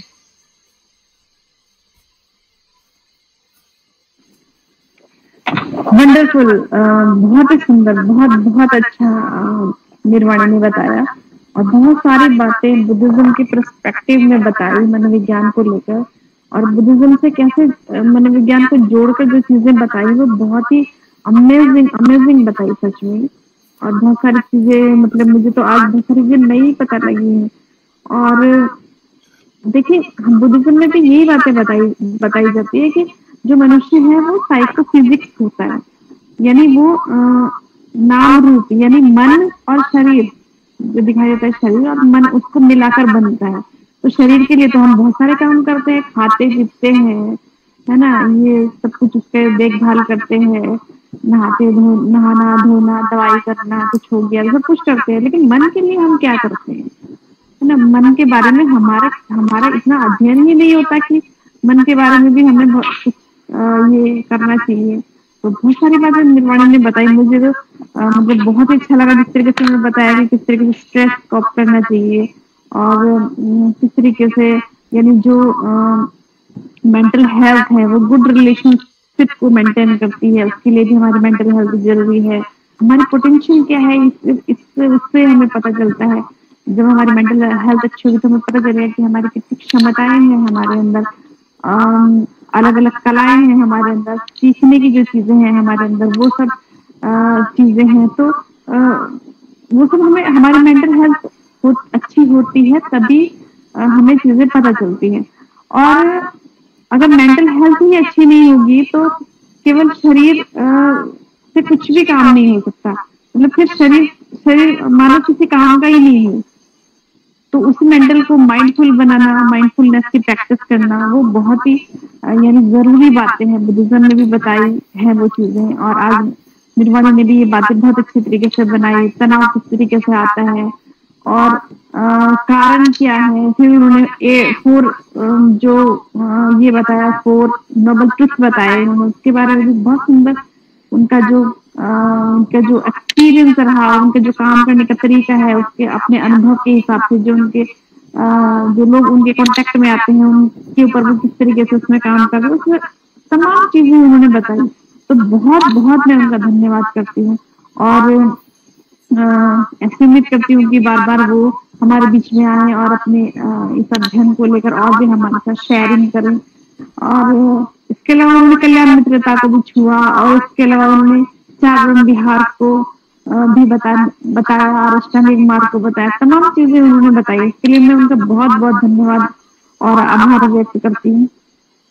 और बहुत ही अच्छा लगा मुझे कि बच्चे मतलब जनरेशन, हमसे आगे आने वाली जनरेशन निर्वाणी है और वो लोग आगे आकर हमारे साथ शेयरिंग कर रहे हैं और हमें भी चीजों को सीखने को मिल रही है। बच्चों से, आप लोगों से सीखने को मिल रही हैं चीजें जो हमें बहुत सारी चीजें पता नहीं है, उन चीजों के बारे में आप लोग हमारे साथ शेयरिंग कर रहे हैं ना। तो बहुत ही अच्छा लगता है कि ये सब लोगों में ये भावना नहीं होती और सचमुच में ये आप निर्वाणी का बहुत ही मैत्रीपूर्ण और करुणापूर्ण कृत्य है और मैं उसके लिए बहुत बहुत आपका पुण्यानुमोदन करती हूँ इसके लिए, और बहुत सुंदर टॉक के लिए मैं आपका पुण्यानुमोदन करती हूँ। वेलकम। जी, और आदरणीय धर्माचार्य मंजू कुमार जी का पुण्यानुमोदन करती हूँ और आदरणीय धर्माचार्य आर्य जी का भी मैं पुण्यानुमोदन करती हूँ। और सच में बहुत ही अच्छा लगा आज मुझे इस क्लास में जुड़कर और ये सब बातें सीखकर। और आगे आगे क्या करने वाले हम लोग? प्रश्न वगैरह है तो पूछ सकते हैं, मतलब इसके बारे में कुछ समझ में नहीं आया हो या फिर कुछ शेयरिंग करना है तो अगर लग रहा है तो कर सकते हैं, नहीं तो फिर हम आभार विधि के लिए की ओर बढ़ते हैं। और आज आभार विधि का नाम तो किसी का नहीं था, लेकिन अगर कोई स्वेच्छा से करना चाहते हैं तो अपना माइक अनम्यूट करना चाहते हैं आर्य बजरी। अच्छा, और मधु कुमार जी बोल ही रहे थे कि मिस्टर को दो तो पुष्पा जी को दो, पुष्पा जी लाइव हो गए, देखो उनका ही नंबर आ गया। तो अगर कोई क्वेश्चन करना चाहते हैं तो वेलकम है, या फिर शेयरिंग करना चाहते हैं तो थोड़ा सा हम समय दे सकते हैं, थोड़ा शेयरिंग करेंगे कि पहली बार सुना या फिर सुना हुआ था या तो हम कर नहीं रहे थे या करते थे, जो भी आपने अभी तक सुना था, जो भी हमारी जो फीलिंग उसके साथ जुड़ गए शेयर कर सकते हैं। अन्यथा फिर हम आभार करके आज का जो ये कार्यक्रम है सुंदर हम यहाँ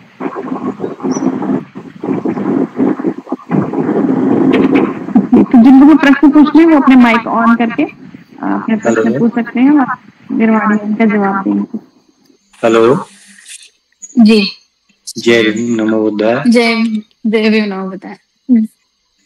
बहुत अच्छा आज का मनोविज्ञान पर आधारित जो निर्वाणी जी ने अपने लाभान्वित करने वाले थे मैं एक मेरा छोटा सा सवाल है जिसको लेके मैं असमंजस में हूँ कि जैसे ये बताइए कि ईगो है और ताराचंद जी, आप अपना वीडियो बंद कर दीजिए, आवाज नहीं आ रही।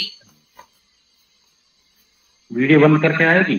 हाँ, वीडियो बंद करके आ सकती है, अभी बात करिए। अब आएगी? हेलो जी जी जी, सुन पा रहे हैं? आवाज आ रही है आपकी? हाँ, सवाल मुझे आ रही। तो जैसे कि मैं क्लास में होता हूँ, तो क्लास में अगर पूरी क्लास में एक कागज का टुकड़ा भी पड़ा है तो मैं पढ़ा नहीं पाता, या फिर बच्चे की किसी की भी डेस्क है वो अगर इधर उधर है तो नहीं पढ़ा पाता, और अगर बच्चा भी नहीं करता है तो मैं उसे, मैंने कि बेटा हट जाओ, ये इस तरीके से होनी चाहिए। तो इसे किस वे में रखेंगे? ये आदत मतलब किस तरीके से मुझको इफेक्ट करती है या बच्चों को इफेक्ट करती है, इसके बारे में मुझे बताएं। ये काफी चीजें ऐसी हैं कि जो, जैसे कि बोर्ड है, मैं बच्चों से कह के जाता हूँ कि बेटा इसको मिटा देना, और मुझे मिटा हुआ मिलना चाहिए। ऐसा ना है कि भाई मैं मिटाऊं पीछे वाले। तो ये किस वे में आएंगे? तो आप ये बोल रहे हो कि जब आप क्लास में जाते हो तो अगर किताब आपको आपके टेबल पे सही से एकदम सही जगह पे रखी हुई मिली होनी चाहिए। जी जी इधर एक भी इधर नहीं, एक भी उधर नहीं। जी, मतलब बहुत सारी चीजें हैं कि जैसे क्लास में हूँ, एक कागज का टुकड़ा भी अगर है तो या तो बच्चा उठाएगा, वरना तो मैं उसे उठा कर अलग करूंगा। आपका घर में भी ऐसा ही है कि साफ सफाई को लेके? कुछ चीजें होती हैं घर में भी कि अगर ये यहाँ है तो यहाँ होनी चाहिए, भाई वहाँ के वहाँ। और कभी अगर फॉर एग्जांपल अगर आप वॉशरूम में हैं, ठीक है, और आप जा रहे हैं कहीं पे वॉशरूम में, और फिर आप जब वॉशरूम होके आते हैं वापस, तो आप जनरली कितने बार अपना हाथ धोते हैं? वो तो खैर सिंपल है, एक बार ही, एक ही बार धोते हैं, ठीक है।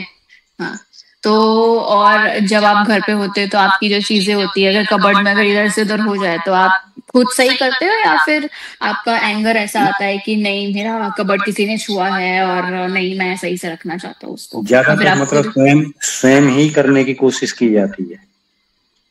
सेम ही करने की कोशिश आपके थ्रू कि आप कि जिसने बनाया है कबर्ड? नहीं, वो नहीं कि जैसे कोई चीज अस्त व्यस्त है तो दूसरे से ना करके खुद ही कर देते हो आप? जी। और आपको फिर अगर आप नहीं करे तो आपको बेचैनी होती है जब तक आप करना लो? हाँ जी जी, आपका बेचैनी होती है। तो आपका ये मतलब अभी से या फिर काफी टाइम से है ये? नहीं, ये तो अगर मैं कहूँ तो काफी पहले से ही है। तो बचपन से, उससे भी पहले कि मतलब अभी अभी आप टीचिंग लाइन में आए हो तब से? कोई भी चीज सिस्टम मतलब जैसा हम चाह रहे हैं वैसी होनी चाहिए। अगर कोई नहीं करता है तो स्वयं कर देते हैं। तो आप चेंज को एक्सेप्ट नहीं कर पाते? नहीं, ऐसा कुछ होता ऐसा नहीं है, ऐसा है, वही मैं आपको बता रही हूँ कि आप चेंज को एक्सेप्ट नहीं कर पाते, है ना? कि आपको ऐसा लगता है कि जो चीज जैसी है वो वैसी ही रहनी चाहिए, और आपको उससे आपको बहुत ज्यादा एंजाइटी होती मतलब है, परेशानी होती रहती है। तब तक वो अपनी जगह नहीं होती है। तो आपको उस जो आपका जो वो थॉट है ना कि ऐसा ही होना चाहिए, आपको उस चीज से अटैचमेंट है कि वो चीज वैसी ही, जब तक वो नहीं होगी तब तक मुझे नींद भी नहीं आएगी। नींद तो बहुत दूर की बात है, वो रूम से भी बाहर नहीं जाऊंगा, है ना? जी, तो आपको उस चीज के लिए, इस चीज का ऐसा है कि इसका इलाज तो मैं खैर नहीं बता सकती, उसका बहुत बड़ा प्रोसेस होता है। जैसे कि बहुत बच्चे भी जो ये कहते हैं कि सर और टीचर तो आते हैं बस पढ़ाने लग जाते हैं, उन्हें कोई मतलब नहीं हम कैसे बैठे हैं, कैसे बेंच है, क्लास में क्या पढ़ा है क्या नहीं पढ़ा है। मैंने कि भी वो उनका हिसाब है। बट ये आपके डेली लाइफ में आपको प्रॉब्लम कर रहा है ना? नहीं, प्रॉब्लम भी नहीं, वो यही है कि भी नहीं ये प्रॉब्लम करेगा आपको, ये आगे जाके प्रॉब्लम करेगा अगर आप अभी इसको, अभी आप इस चीज को एड्रेस नहीं करोगे तो एक टाइम ऐसा आएगा कि आपके डेली लाइफ में, मतलब आपके डेली रूटीन में, अभी तो नहीं खैर, पर आप जब और आपकी उम्र होगी तब आपके डेली रूटीन में भी आपको दिक्कत जाएगी। है ना। तो उस चीज को हटाने के लिए जो आपके जो क्या कहते हैं, जो आपके जो इर्द गिर्द जो चीजें रहती है, ठीक है, फॉर एग्जाम्पल अगर वो जो चीज आपको, आपकी जो कोई भी चीज है उसको वैसा का वैसा नहीं रखा है, तो आप थोड़े सेकंड के लिए, फिर थोड़े मिनट के लिए उसको वैसा देखो, थोड़ा वो जो चेंज है उसको वैसा एक्सेप्ट करने की कोशिश करो। अभी देखिए जैसे, हाँ सुनिए, बच्चे बहुत होते हैं और बच्चों का तो स्वभाव आजकल एक फैशन बन गया है कि टाई उनकी जो करीब एक उसके नीचे 6 इंची नीचे होनी चाहिए, लेकिन हम जो, और टीचर नहीं करते, लेकिन हम इस चीज को टोकते हैं बच्चों को, तो बच्चे ये कहते हैं सर आप ही टोकते हो और तो कोई नहीं टोकता। तो क्या ये सही है? ये सही, देखो ये एक देखो, अभी वो डिसिप्लिन के नाम, अगर डिसिप्लिन के हिसाब से आप देख रहे हो तो वो सही है कि वो टाई वहां पे होनी चाहिए, है ना। लेकिन डिसिप्लिन आपके डिसिप्लिन के हिसाब से है, लेकिन अगर आप स्कूल में हो तो वो डिसिप्लिन के हिसाब से। और बहुत सारी चीजें आपने ऐसे भी बताई कि जैसे कि सफाई, साफ सफाई को लेके आपका, और आपका ये घर में भी आ गया, घर में भी है आपका, ऐसा नहीं है कि आप जैसे स्कूल तक रह रहा है। स्कूल तक रह रहा होता, अगर आप ये चाह रहे होते कि हाँ स्कूल में, क्लासरूम में मेरा साफ रहना चाहिए, क्लासरूम ब्लैक बोर्ड एकदम साफ हो जाना चाहिए एक पर्सपेक्टिव तक, वो ठीक है, लेकिन वो चीज अब घर में भी आ रही है ना। तो इसका मतलब, तो इसका मतलब ये कि आप चेंज को लेके बहुत रिजिड हो जी। आप बहुत ज्यादा क्या कहते हैं कि आप नहीं, आप चेंज को एक्सेप्ट नहीं कर पाते। जैसा चीज है, जो जैसा वो चीज वहां पे है, वो चीज आपको पता होती है कि वो वहां से मैं हटा सकता हूँ या फिर कोई और हटा सकता है, लेकिन कोई और हटाए इससे पहले आप खुद कर लेते हो, और जब तक वो आप करते नहीं तब फिर आपको वो बेचैनी सी होने लगती है। तो वो स्पैन को बढ़ाने के लिए, फिर वो बेचैनी को कम करने के लिए, तो आप मेडिटेशन तो आप करते ही हो जी, आप माइंडफुलनेस भी करते हो जी जी, तो आपको वो तो करना ही है, वो तो आप करती है और वो आपको रखना है, लेकिन आपको अभी अपने एक्शंस को भी लेके माइंडफुल रहना पड़ेगा कि मेरे एक्शंस ऐसे क्यों हो रहे, मैं इतना रिएक्ट क्यों कर रहा हूँ, क्या मेरा रिएक्शन अभी जरूरी है। क्योंकि अगर जब तक आप अपने इमोशंस को क्वेश्चन नहीं करोगे ना, तो आगे जाके बहुत बहुत अलग तरीके से वो शेप ले लेगा और आपको पता भी नहीं चलेगा, और जो कि वो ले भी रहा है अभी धीरे धीरे। तो आपको अपने जो इमोशंस उसको क्वेश्चन करना चालू करना पड़ेगा, आपको वहां पे माइंडफुल रहना पड़ेगा कि अगर वो चीज वहां पे है, अगर आपको बॉदर कर रही है 1 मिनट 2 मिनट के लिए, आप देखो उस चीज को, रहने दो उस चीज को वहां पे 1-2 मिनट के लिए। आपका स्पैन जो है या फिर आपकी जो चीज है वो आपको ही कम करनी पड़ेगी, क्योंकि वो आपकी फीलिंग है कि अगर वहां पे कोई चीज गंदी है, आप नहीं देख सकते उसको गंदा, बट आप ये बोलोगे कि नहीं मैं तो नहीं दे सकता, बट मैं उसको साफ करके ही रहूंगा और तभी मैं क्लास चालू करूंगा। एक डिसिप्लिन मैनर में कर रहे हैं वो ठीक है, वो मना नहीं कर रही हूँ मैं, लेकिन ये डिसिप्लिन से ज्यादा हो रहा है, तो इसको मतलब आप चेंज को बिल्कुल भी एक्सेप्ट नहीं कर पा रहे हो। तो मतलब मुझे एक बात बताओ, आपका अगर आपको कोई ट्रांसफर आता है अभी, ये स्कूल से बोलते हैं कि आपको दूसरे शहर में ट्रांसफर होना है, तो आपका क्या होगा आंसर? नहीं वो तो खैर पहली बात तो मैं प्राइवेट टीचर में ट्रांसफर का तो कोई मतलब नहीं है। नहीं मैं पूछ रही हूँ आपको, फॉर एग्जांपल वो तो आसानी से एक्सेप्ट अभी जैसे मैं हाँ नहीं, जैसे स्कूल से बाहर हूँ तो मैं थोड़ी ना टाई के लिए टोकूंगा बच्चे को, वो जैसा मर्जी पहन तो। बट घर पर आपका घर में भी दिख रहा है ना वो। नहीं घर में कोई इतना वो नहीं है। मैं तो मुझे कह रहा है कि आपका ये स्कूल तक रहता है आपका। हाँ बस वही है कि मतलब अगर मैं कर रहा हूँ तो वो सही है या ऐसा तो नहीं मेरी हैबिट में, क्योंकि बच्चे ये कहते हैं कि सर आप टोकते हो। अच्छा, तो आपको ऐसा लग रहा है कि आपकी ये हैबिट बन रही है? हाँ अच्छा मतलब स्कूल के पर्सपेक्टिव में सही है वो, लेकिन आप इस चीज का ध्यान रखो, आप इस चीज का ध्यान रखो कि ये चीज अभी घर में ना आए। अगर ये एक बार उस वहां पे आ गई तो वो आदत आपको रेगुलेट करने की जरूरत है, आपको अपने इमोशंस को क्वेश्चन करने की जरूरत है कि क्या ये जरूरी है, क्या इतना रिजिड रहना जरूरी है मेरे लिए अभी। आप जो स्कूल का बता रहे हो वो उसके लिए ठीक है, मैं उसके लिए मना नहीं कर रही हूँ, उतना स्ट्रिक्ट रहना भी चाहिए, लेकिन अगर वो चीज आपके डेली लाइफ में क्योंकि बच्चे स्वयं बोल देते हैं कि हाँ। सर जैसा आप करते हैं ना ऐसा कोई नहीं कहता, चाहे हम कैसे ही चलें।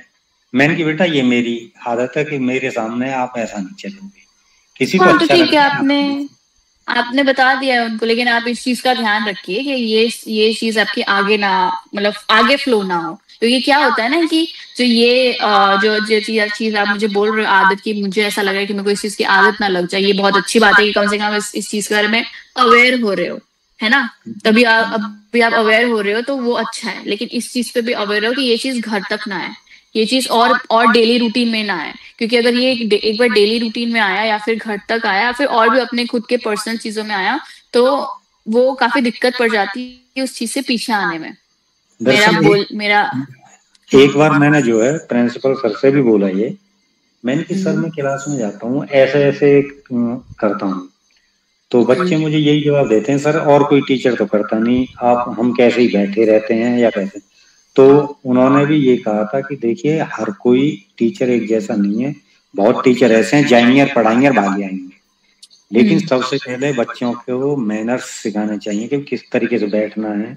हाँ, तो आप सही कर रहे हो, उस पर्सपेक्टिव में आप सही कर रहे हो। हाँ, तो बस वही है। नहीं तो फिर पर आपको ध्यान देना पड़ेगा। अगर ये आदत आगे जाती है, अगर आपको ऐसा लगता है कि आप हर इसमें आपको ऐसा हो रहा है, तो थोड़ी प्रॉब्लम है। बाकी तो स्कूल पर्सपेक्टिव में सही है। हाँ, बस ये।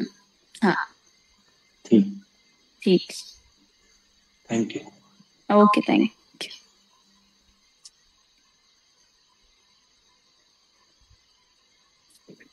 अगर किसी के कोई क्वेश्चंस? सबको सब कुछ समझ में आ गया यार, बहुत अच्छी बात है, बहुत अच्छी टीचर हूँ मैं तो। नहीं, वाकई में आज बहुत अच्छा टॉक दिया आपने, और जो भी बताया ना, बस मैं उस पर थोड़ा सा चिंतन कर रही हूँ कि सारी चीजें मेरे अंदर में भी है। हाँ, चलो अच्छा है। सारी चीजें हैं, लेकिन अभी जैसे मैं धम्म मित्र बनी हूँ, तो मैं मेरी प्रैक्टिस से उसको देख रही हूँ, है ना, उसके प्रति अवेयर भी हो रही हूँ। मुझे भी बहुत गुस्सा आता था, और जैसा भी उनने सर ने बताया कि चीजों को एक ही जगह पे रखना, ये भी मुझे बहुत डिसिप्लिन चाहिए था घर में भी, और मैं मेरी लाइफ में भी ऐसे ही, मतलब बचपन से ही आदत थी मेरी माँ से, मैंने सीखा चीजों को जहाँ से लिया वहां से रखना। तो ये मतलब एक चिड़चिड़ाहट सी पैदा करता है। जैसा भी आपने एक उदाहरण दिया लैपटॉप का, कि वो माइंड में चलता ही रहता है, तो वो चीज वहां जब तक चली नहीं जाएगी ना, वो चलता ही रहेगा कुछ ना कुछ। तो ऐसा मेरे साथ भी होता है। लेकिन जैसा आपने बताया कि रुक कर देखती हूँ, तो वो भी मैं करने की कोशिश करती हूँ, क्योंकि चेंज जरूरी है। अगर हम उसको नहीं एक्सेप्ट करेंगे तो वो हमारे ऊपर हावी होता है, और वो पूरी बॉडी को एक वाइब्रेट करता है, और उससे मन इतना खराब होता है कि फिर उससे निकलना बहुत मुश्किल हो जाता है। तो ये मेरा चलता रहता है, और सच में मुझे बहुत अच्छा लगा आपका टॉक, बहुत ही अच्छा। और मेरे अंदर सारी कमियां हैं, मैं धीरे धीरे इन पे काम करूंगी। बहुत अच्छा लगा, thank you so much. Okay, thank you.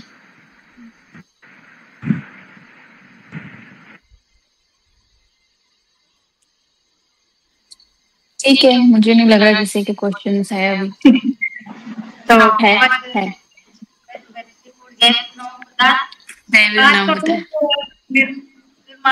का टॉक बहुत सुंदर, वंडरफुल, वेरी नाइस, एकदम से हर चीज एकदम से समझ में आने लगी। जो चीजें मतलब जैसी है वैसे देखो, मतलब बहुत कुछ बताया जी, एकदम सटीक जाके जो हमारे लाइफ में रोज होती है। तो बहुत अच्छा लगा, बहुत सुंदर, वेरी नाइस। Thank you.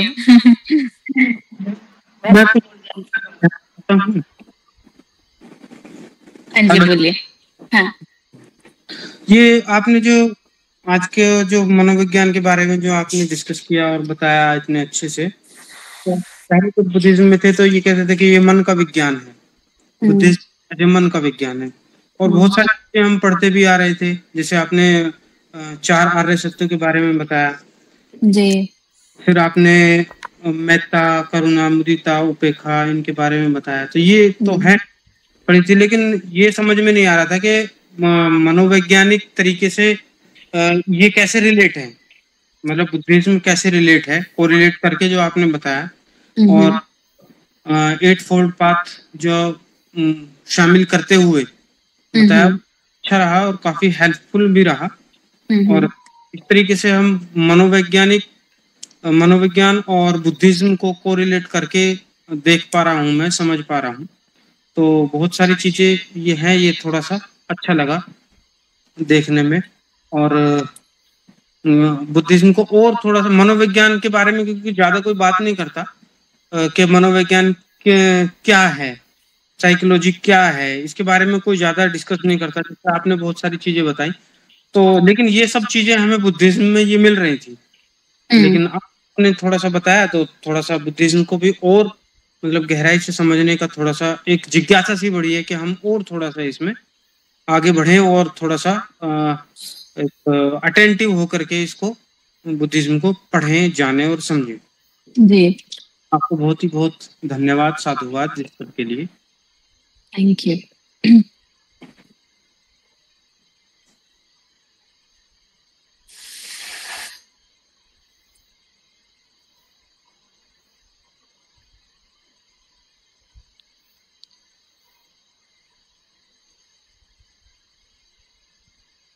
ठीक है, अभी किसी के क्वेश्चंस है नहीं।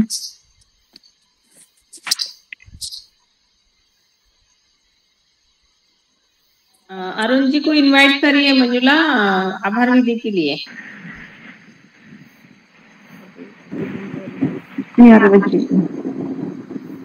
निर्वाणी, एक बात मुझे कहनी थी। आपने आज नई बात आज मुझे एक बात पर बताई कि हमें एक्सट्रीम पॉजिटिव भी नहीं होना चाहिए और एक्सट्रीम नेगेटिव भी नहीं होना चाहिए, है ना? जी। ये मतलब मेरा भी मतलब ऐसा अनुभव है कि जब बहुत पॉजिटिव रहते हैं ना, तो वहां पर भी हम अवेयरनेस खो देते हैं, है ना? सही है क्या ये? थोड़ा सा आप बताओ इसके बारे में, कुछ मध्यम मार्ग कैसे हम अपनाएंगे? ये इस पे तो मैं ही खुद काम कर रही हूँ अभी।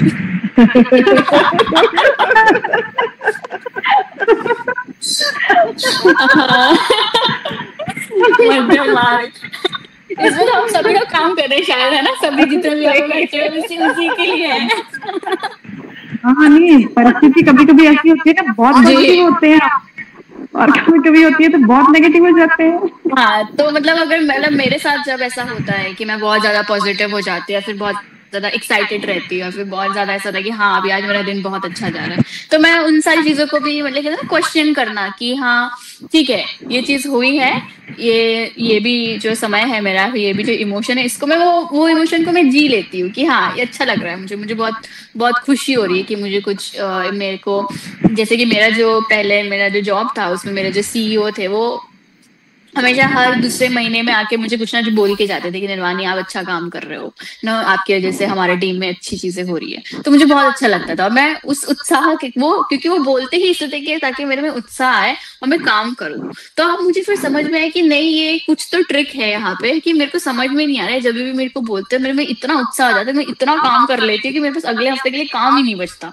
तो उस टाइम से फिर मैंने अपना एक होता है ना कि हाँ उन्होंने बोल दिया है, लेकिन इसका मतलब ये नहीं है कि आपको सारा काम ही कर देना है ना, कि वो उत्साह में आके या फिर वो इमोशन में बह के आप पूरा कंप्लीट कर रहे हो काम। तो मतलब जब मेरे साथ ऐसा होता है तो मैं तो मेरा जो इमोशन रेगुलेशन का एक क्वेश्चन रहता है कि यार कि हाँ ठीक है उन्होंने बोला है, लेकिन कितने हद तक वो इमोशन मेरे लिए सही है, कितने हद तक वो इमोशन मेरे लिए इम्पोर्टेंट है, कि अभी फील करना इम्पोर्टेंट है क्या, अभी रिएक्ट करना इम्पोर्टेंट, क्योंकि एक बार हम वो रिएक्ट कर जाते हैं, अगर वो नेगेटिव हो या पॉजिटिव हो, अगर वो इमोशन को हम बहुत ज्यादा रिएक्शन टाइम अगर ज्यादा दे देते हैं